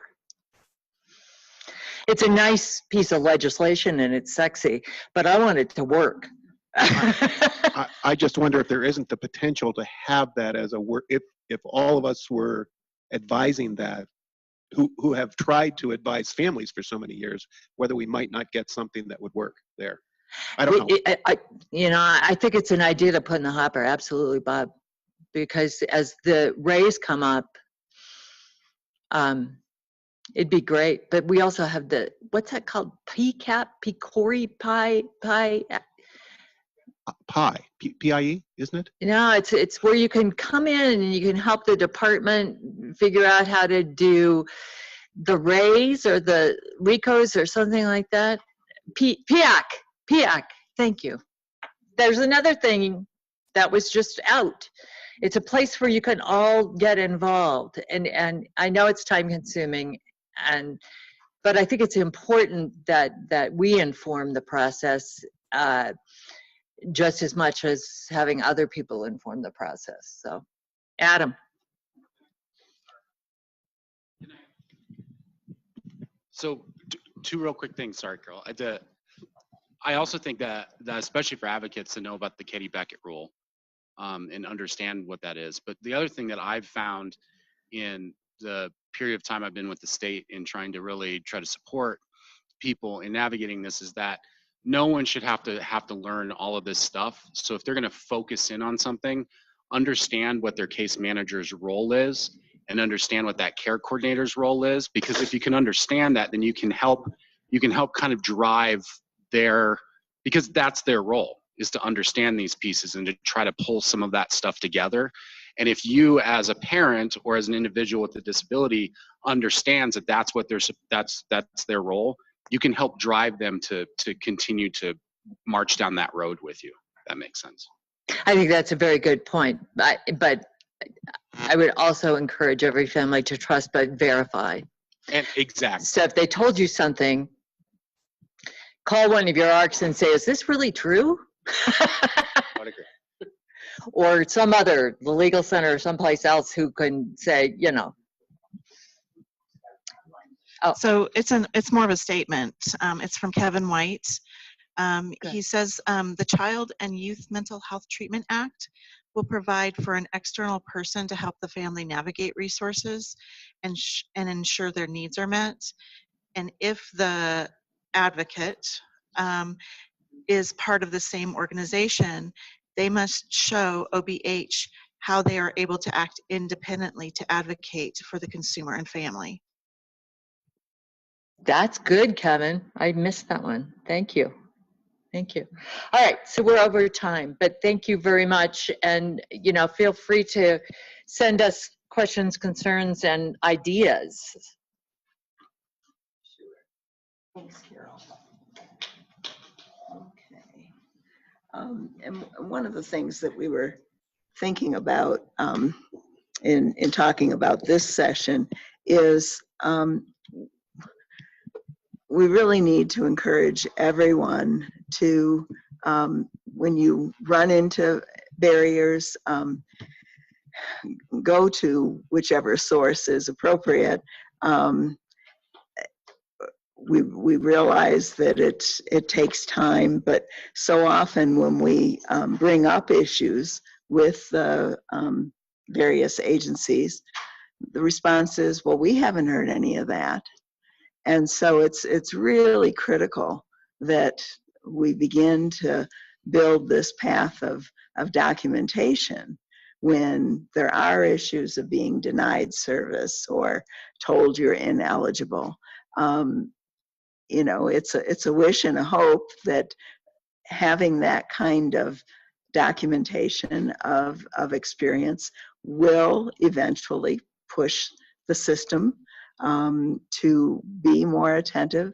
I mean, certainly where we are today is a function of folks advocates who have paid attention to these issues and moved things forward. But it never ends. It's always something that has to be on our radar. And I hope one of the things that we're able to think about with Cando and the sister agencies is some way to capture more systematically people's experiences in this regard. So with that, you know, one of the features that we've frequently had at a Cando meeting is an update regarding the Cross Systems Crisis Pilot program that came about, it was funded by the legislature as a consequence of the gap analysis and the recommendations that we came forward with at that point.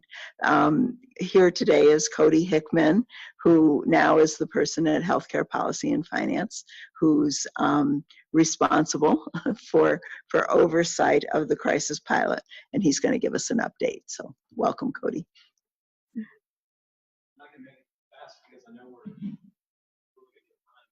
In fact, I'm going to start by telling you a fun fact that I have in my head. Who are you going to call? And you made a joke about the copyright thing. This is a fun fact. If it ever comes up on Jeopardy, you're going to get this. It's like 1983 or 84, Ray Parker Jr. writes a song for Ghostbusters. And now the movie had tried to actually get Huey Lewis to give them the copyright for a song or to write a song. He didn't want to do it because he was Huey Lewis and he was really cool. So Ray Parker Jr. comes in and writes a song, and it sounds very suspiciously like a Huey Lewis song. So Huey Lewis sues Ray Parker Jr. and wins. And so you made this joke about copyright infringement. It's ironic that the movie's song, the Who You Gonna Call, that tagline, was the subject of a lawsuit that led to a copyright infringement or a trademark. So now you know that, and I've unburdened my duty for the day of imparting useless, but maybe useful knowledge. Many of you will not know me, and so I'm gonna give you a quick introduction and then a brief update about the pilot. And we have a legislative report that's actually in clearance right now. It's gonna come out real soon, so if you have questions about what I talk about briefly today, this legislative report, we submitted July 1st. Typically, we have to wait until JBC hearings later on to distribute it out, but oftentimes we try to push it out a little bit sooner for the advocates so that you guys have a chance to start reviewing it and submit questions. So if it's something's unclear today, once you read the legislative report, I then of course encourage you to reach out to me and ask any questions you have. So 10 years ago, actually this month or next month, I founded a nonprofit called All Abilities Childcare. We were in Aurora, Colorado.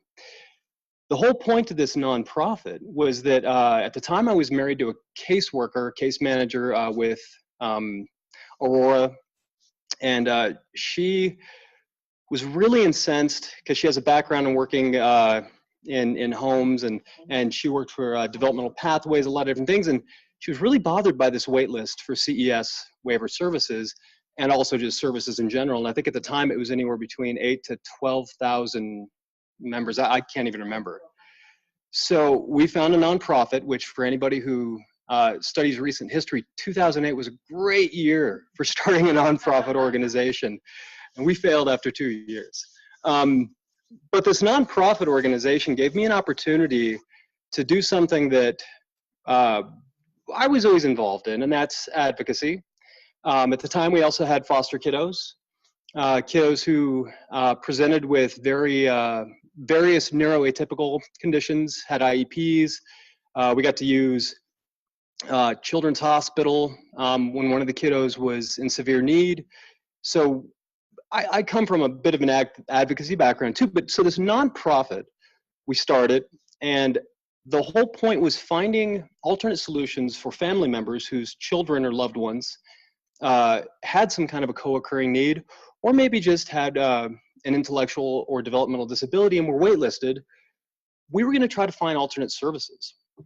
And ultimately what we ended up doing is we were the first phone call made by the state anytime typically a mother would make a phone call and say, I just really need a daycare to be able to take my kiddo because we don't qualify for services.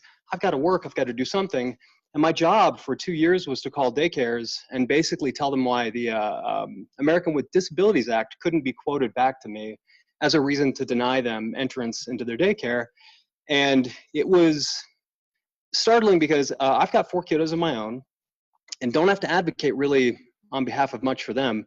The families I interacted with were so passionate. And so I want to tell you that I'm very mindful of the role of an advocate, and I come from that background on behalf of other individuals, and I'm just really appreciative that this kind of a thing exists in the various other groups, because one of the groups that we met with back when we had our nonprofit was the ARC. And I was extremely impressed with that.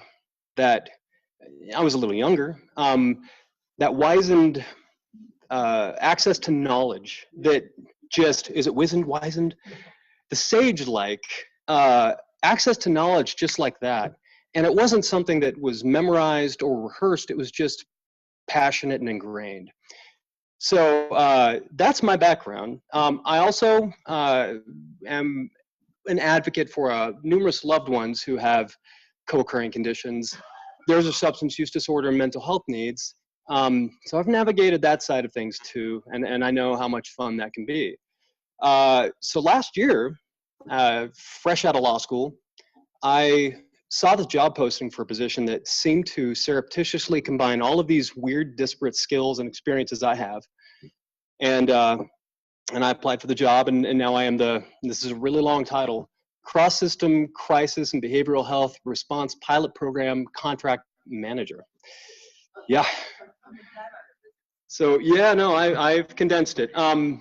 So that's where I come from. The reason I wanted to establish that is this, having been on the advocate side, I remember going to committee meetings and going to stakeholder engagement, and sometimes not having a whole lot of context for the person who was saying things to me, and it just made it hard for me to connect with it. So I'm hoping that just knowing where I come from, that might help a little bit when you remember that I'm also now in the policy side of things, but I am still so new that I have that connection still mentally, and a lot of the people I will say that I work with, they do too, but you know that I do.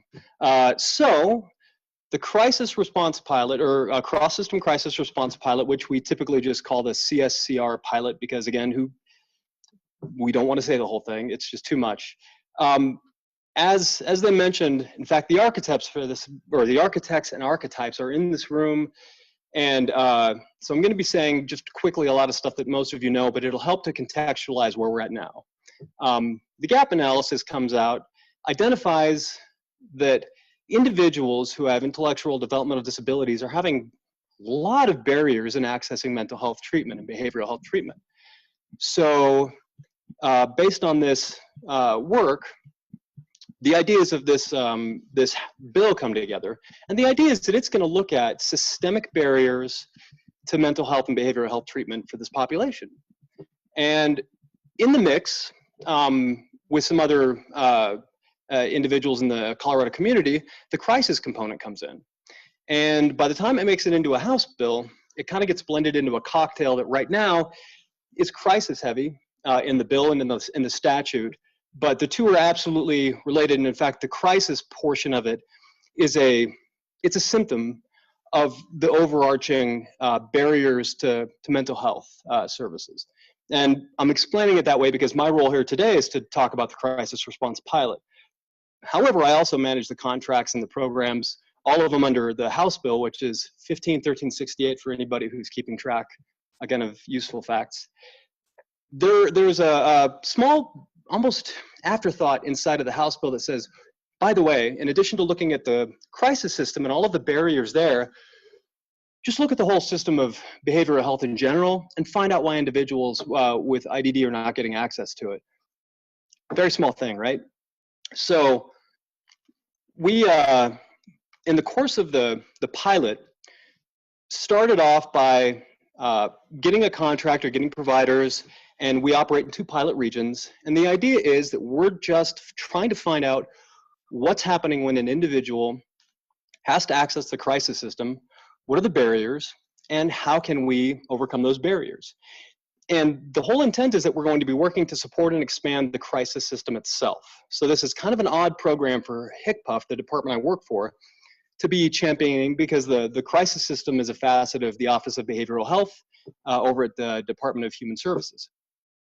So we started by having the providers in the communities look at those things, and basically, anytime they encounter a service or a support need or something that isn't accessible, we have the financial support that we say, provide that service.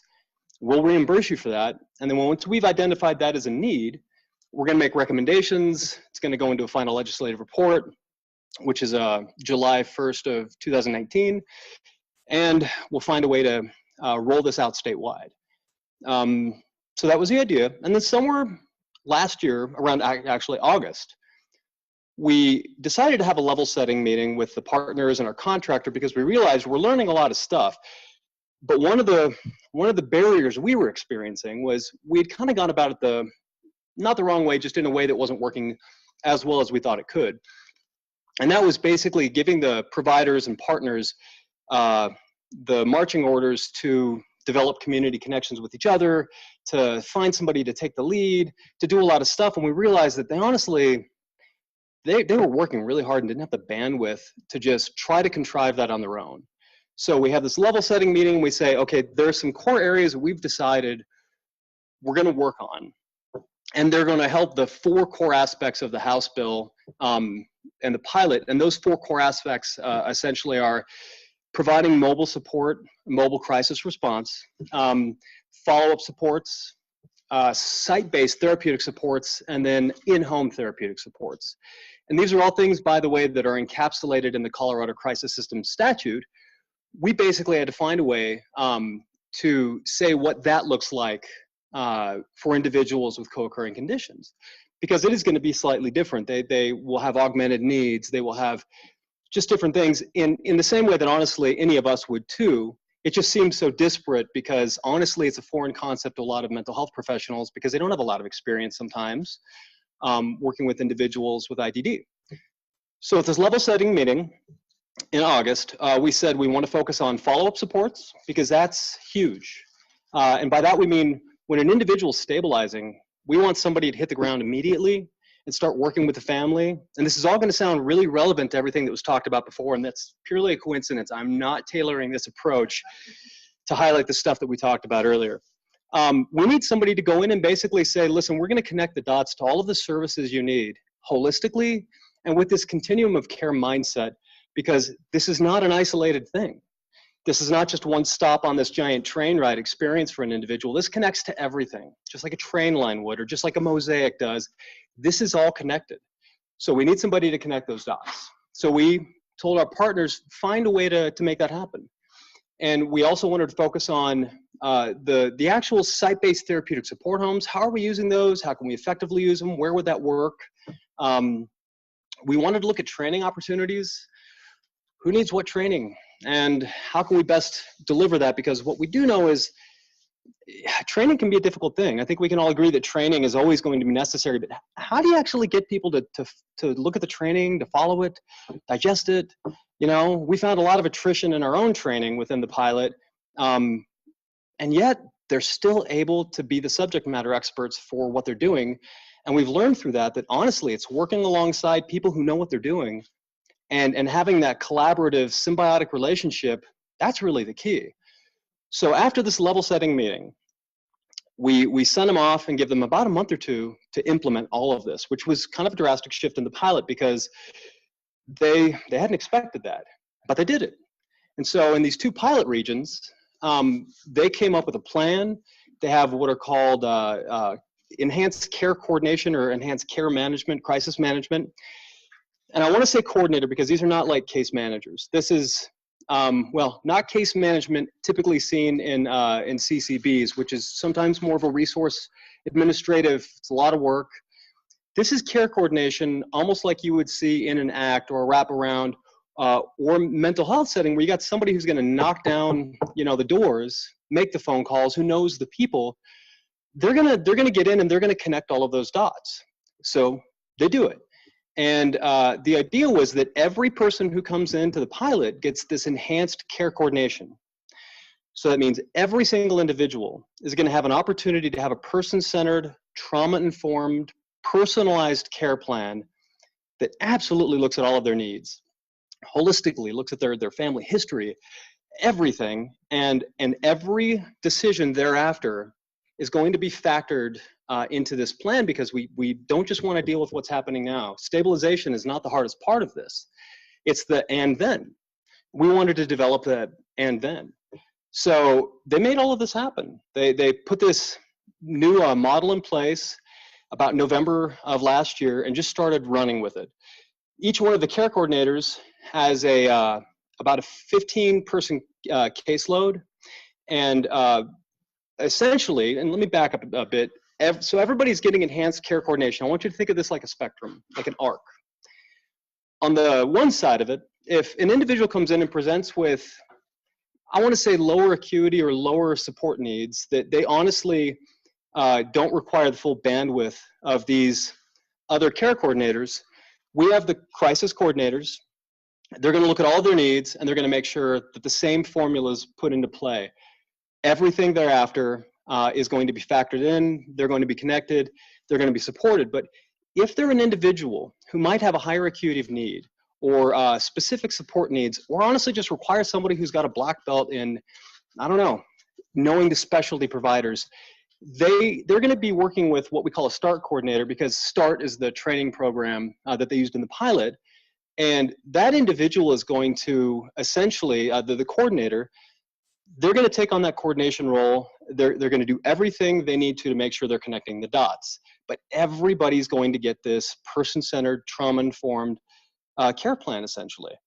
And we found that it, not surprisingly, I think to anybody here, it works. And it works really well. And on top of that, we started offering more preventative, early intervention type services that if you had a family member who contacted us, we have a few people in the pilot who they didn't come in through crisis necessarily, because the crisis pilot, in addition to only being in these 2 regions, you have to basically be in a mental or behavioral health crisis and be identified that way, you know. So typically you're going to be in a hospital or something and you're going to contact the crisis system or the pilot phone, and it's going to send somebody out. But we started saying, just if somebody contacts us and says, hey, we know that our loved one is ramping up, we know that things are escalating, there's a transition coming, it's the end of school, or they're going to change medication, or our case manager is about to quit and we have a new case manager coming in, any of these things, can we get some type of intervention services now? We just started saying yes, because again, crisis events, not always, but often, are the result of inadequate supports and services somewhere before that point. Crisis is not an eventuality in the same way that aggressive behavior is not necessarily just this categorical thing that any individual with IDD or otherwise is going to present. It's trauma informed, and we wanted to prevent that trauma. So we started intervening early, and we wanted to see how that looked. So throughout all of this, we're still trying to decide how we're going to meet that statewide-ness requirement within the pilot, because that's a big deal. We have to roll out this plan, and the idea was July 1st, 2019, I submit a final report with recommendations. And for anybody familiar with the legislative process, that means later on in the year, the Joint Budget Committee reads it, and if they like it, they're going to take up these recommendations. Somebody may sponsor a bill. If we're lucky, that'll make it into the next year's program, and then it rolls out statewide. So you'd be looking at 2 or 3 years, maybe. Well, so I have a research background. That was my specialty in law school. I'm a research specialist. It's not the same as research, clinical research. I never had to do any mathing, so I'm glad for that. But what we have to do is almost a lot like philosophy or hermeneutics. We have to interpret stuff, and my specialty is statutory interpretation and regulatory interpretation, looking at it and saying what it means. And I reread the Colorado Crisis System statute and realized that the infrastructure is essentially within their statute, and they've been making improvements and amendments and all of these things to it that gave us an opportunity to actually just try to integrate best practices now into their system and start working with them now, rather than have to, have this lag of 2 to 3 years while a rollout takes place. So that's where we're at right now. Is for anybody familiar with the crisis pilot, the operational phase of it ends June 30th of this year, and the contracts with the providers then. But we're working actually right now with our contractor, which is Rocky Mountain Health Plans, who just so happens to be an emerging RAE. On July 1st, they become the RAE for their region because they were the RICO. We're working with them to extend our contract because we have to analyze all of the data we've gathered, or information, and convert it into data. We still have to gather information, and honestly, we want to see how this interacts with the RAE, because the RAE contract, which I've read a couple times, has some really amazing stuff. And the wraparound that was mentioned, it's in there. Care coordinators, it's in there, and it's pretty prescriptive too, the breadth of the things they could do. So we're trying to finalize a contract for them to just finish out this closeout work, where we're going to compile and put this information together, create recommendations, and in the meantime, we get a, bird's eye view, but honestly, sometimes on the ground view of how all of this is going to interplay, with the idea that we're going to also concurrently be transitioning some of this best practices within the pilot region that we're in into the crisis system. And I get to work with them to try to see how that's going to land, where the gaps are. If new gaps emerge, and how we can ensure that access to the system is taken care of, because that's overwhelmingly one of the biggest things we found is it's an access thing, and you can have the greatest thing in the world, but if nobody knows how to get to it or can't get to it, or there's just roadblocks, it doesn't matter. And so we're trying to find ways to navigate that now, to ensure that at least we can use the systems in place so that we're not creating other programs that really could do the same thing that this should do, which was also mentioned earlier, that we want to use the programs here. The programs we have, we want to put some weight on it. And with all of these things happening right now, Ray, the CHIRP being brought over, there's something that is still fairly new, but I encourage everybody to Google, called it's a federal act, Family First Preventative Service Act, or Preventative Services Act. This is going to be something that Colorado has to implement, and essentially will involve children who are currently in foster or at risk of placement. It's to prevent placement in foster care by providing these cares and supports that we talk about, that the CHIRP waiver is also going to be looking at. And there's going to be a lot of work that will bookend all of these efforts, and I just feel like we have this alignment of the stars that we generally don't see that will allow this to happen. And I'm going to just finish with saying that the reason this is very important is one of the things that Corey was really generous in sending me some of the work done 20, 30 years ago in Ohio. Am I correct on that? Omaha. And as I'm reading through this, because again, I'm brand new at the state, I don't have a background necessarily in working as a provider or anything. So there's a lot of code switching for me in all these programs, but some of this, I've just come to these conclusions on things that to me, they're brand new to me. And so I'm talking about them all the time, like, hey, care coordination, this is gonna work, and we got this, we got that. And I was reminded and humbled in reading these journal articles that this is not brand new. Y'all have been advocating for this for a while. And it's ironic that the stuff that Corey sent me was exactly what we're talking about right now. People need intense care coordination. They need somebody to connect the dots. We need somebody to help navigate these difficult systems.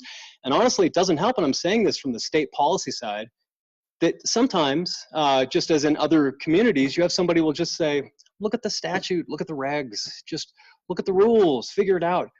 That doesn't help, because if it was that easy, you wouldn't have guys like me who had to go to law school and spend a ridiculous amount of money to learn how to navigate those systems. And even in law school, my specialty is in interpreting those things. You wouldn't need that. So we're looking at ways to make that accessible. That's one of the trainings that we're trying to identify is, how can we all help people understand how to use these? Families, providers, everybody. And we have this momentum right now where we might be able to make that work, or at least make some significant headway. And in the course of the next 9 months, that's going to be a lot of our work, is trying to connect those dots. The cross-system pilot itself officially ends on February 28th of 2019. That's the official end of the closeout period.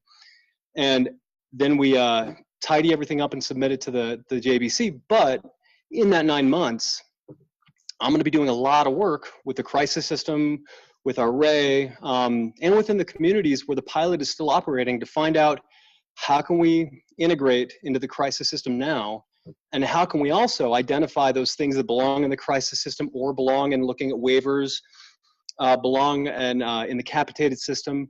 Who needs to fix what, and how can we make it happen? And one of the things that's going to really help is I like to siphon off of the enthusiasm and dedication of advocacy community, because again, I remember being part of that community. So I will make a point of being in these a lot more often, because I've been remiss in my responsibility in doing that, because I've been a geek and I've been reading a lot of stuff, a lot of statutes, and you'll be glad that you didn't have to do it.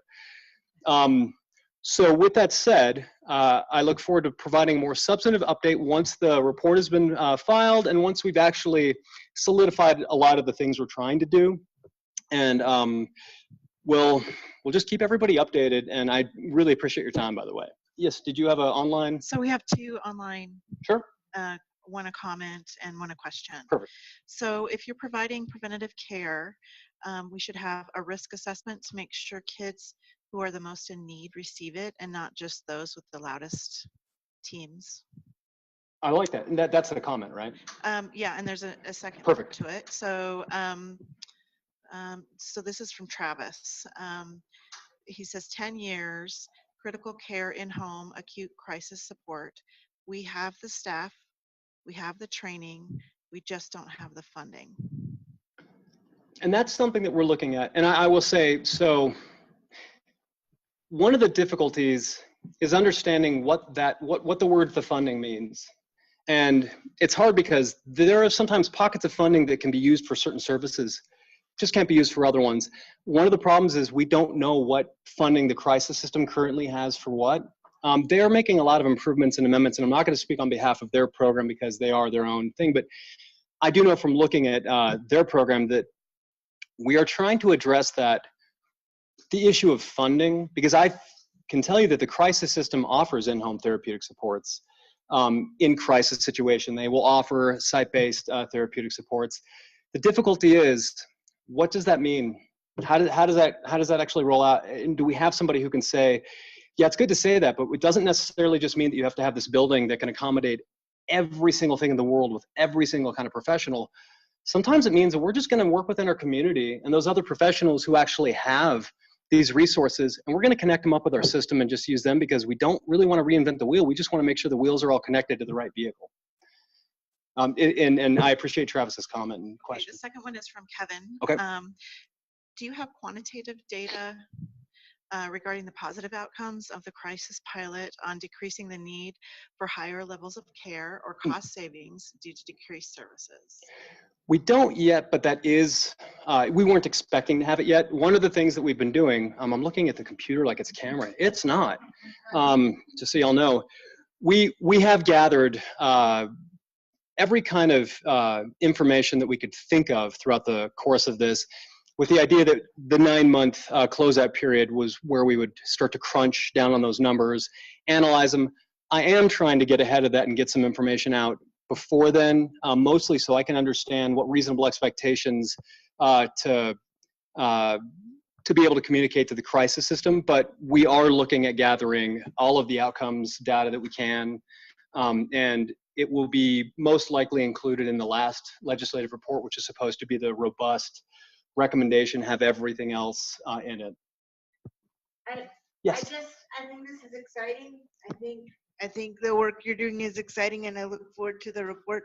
My question is, you know, part of trusting someone in a crisis is building a relationship. And since this is a pilot and people have really gone through some hard stuff with whoever's participating, what are you doing to help with the transition from the pilot? Yes. And then also, how is the pilot supporting people to be able to help themselves in the next crisis? Or is the pilot just to perpetuate the pilot? No, in fact, those are really good questions, and I like the distinctions of those too. So to go to the first one, absolutely agree. That's one of the things that I think is going to be, I'm really excited about actually the crisis, the family crisis plan. Jenny, you had mentioned what we met. I didn't understand the breadth of that. That's absolutely one of the things that we've been, I called it the This Is Me plan. Yours is way better. So we're just gonna do what any good government entity does, and I'm gonna find a way to capitalize on that, because I think if that crisis plan was in the crisis pilot region for one, that's one of the biggest things, is having a narrative for when you go into crisis, even the CSUs, the crisis stabilization units, or whatever is having your information. And that's like a minimum threshold, but the next threshold is actually having somebody you've been working with and you've built a trust. So what we're trying to identify is how can we use the current pilot region and all of the lessons we learned there to keep that closeness, and just have them, maybe it's the care coordinators within the CCBs interact with the crisis system, because they have established that trust and they have that knowledge. So again, that's one of the wheels we don't want to reinvent. We want there to be that role, and we don't know necessarily where that role is going to be yet, because the Rays have care coordinators built into their contracts. The crisis system has a care coordinator built into its newest amendment. There's a new Senate Bill 18270, I want to say, that was signed into law, that's a transition care coordinator that is also another care coordinator. We need we want to simplify it. And I think that's supremely important, is to just honestly work within the communities to the degree that we can every single time, and work on those families that already have relationships with their community members. Did that answer that? It points to the complexity of how you frame Yeah. what the relationship is. Yeah. And so one of the things we're looking at in this 9 months is how can we simplify that, because we don't want a bunch of cooks in the kitchen who are constantly wondering who's going to take the lead. So that's one of the questions we're trying to identify. I have ideas about how I think that might go, but I really don't like to presuppose too much without having an evidence-based, I don't know, empirical verification for the fancy people. So that's one. And then the other one, remind me again what your second part was. Well, just how are you teaching people Oh, yes. to advocate for themselves after using the benefit of that model? Absolutely. Oh, so the first question, if anyone wants to reference back, was the role of care coordinators and the intimacy that families typically need to build with a care coordinator to feel comfortable working with them. So the second question is, what are we doing within the pilot to make sure that we're fostering an environment of self-advocacy and honestly looking beyond just crisis events and stabilization, I think is part of that. So we are working within the pilot, we offered like in-home therapeutic supports, which I don't know how much it's utilized because I think it's still a little confusing. But in that is training. In fact, when individuals are stabilized, one of the things that we've identified as best practice is work with the family that probably has 90% of what they need to know, because they're the ones who've been doing this work for a long time. We're going to find out what else do they need to know to be able to advocate for their family member, and for the individual, what do they need? You know, do they need to learn the system? Do they need access to self-advocacy, to therapies that'll teach them to mitigate their own crisis events? Just whatever it is, we want to identify those needs, and we want to just, in as an efficient a way as possible, provide all of these tools for an individual to be able to steer their ship, because this is their experience. This is their life. And what we don't want is, well-intentioned as it often is, a white knight to come in and just kind of say, hey, we're going to take the charge and we're going to tell you where to go. We take the idea of person-centeredness pretty seriously. And to me, what that means is, instead of saying, I know what you need, just saying, what do you need? And if I happen to know the means to get to what you need, I may be able to help you there, but I need you to tell me what you need. And that's where we're trying to go. We're going to identify whatever training needs a person might not have, or self-identified supports. Just, there are a lot of things that we want to really drill down on. I'd like to say that we had all of this figured out by now, but honestly, we weren't even expecting to. So it's double-edged, because we're ahead of where we thought we'd be, but it just opens up all of these other things I wish we could just jump onto now and say, wow, let's just do this. But that's at the forefront of what we're doing, is how do individuals know how to navigate this on their own, or their families or their care providers, to do it without having to just rely on it. And a lot of that comes down to, can we make it a simpler system to understand? Can we help families have greater access to the services without having to jump through a lot of hoops? Or do they just need access to a care coordinator who is supposed to be the guru of all these things and can provide those services to them, and then let them make those informed decisions? And I think that's going to be one of the biggest focuses of our final leg of this. And I look forward to being able to update you on anything we find out on that. And honestly, I know we're relegated to a pilot region, but I still want to get information from other communities, because there are communities doing work like this that are not connected to the pilot, and they've found some really creative workarounds. And a lot of them have to do with that person-centered, self-informed, we're going to advocate on our own behalf. And I think that's hugely important, because, you know, my role in this is to be to support it, but not to say what's supposed to be said. It's to magnify the voice of the people who need to say it, you know.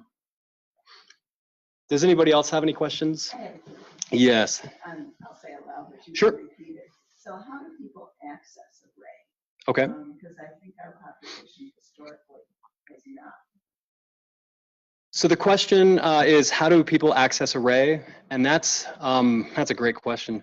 I honestly am not 100% positive who's going to take the role of being the entry point for access, but having worked around their project enough, I do know that they have plans for having some kind of a single entry point, either individual or team, whose job it is manifold, but one of them is to proactively look within their community to identify individuals who need to be connected, to connect them, and to make it known that they are the entry point for that kind of work.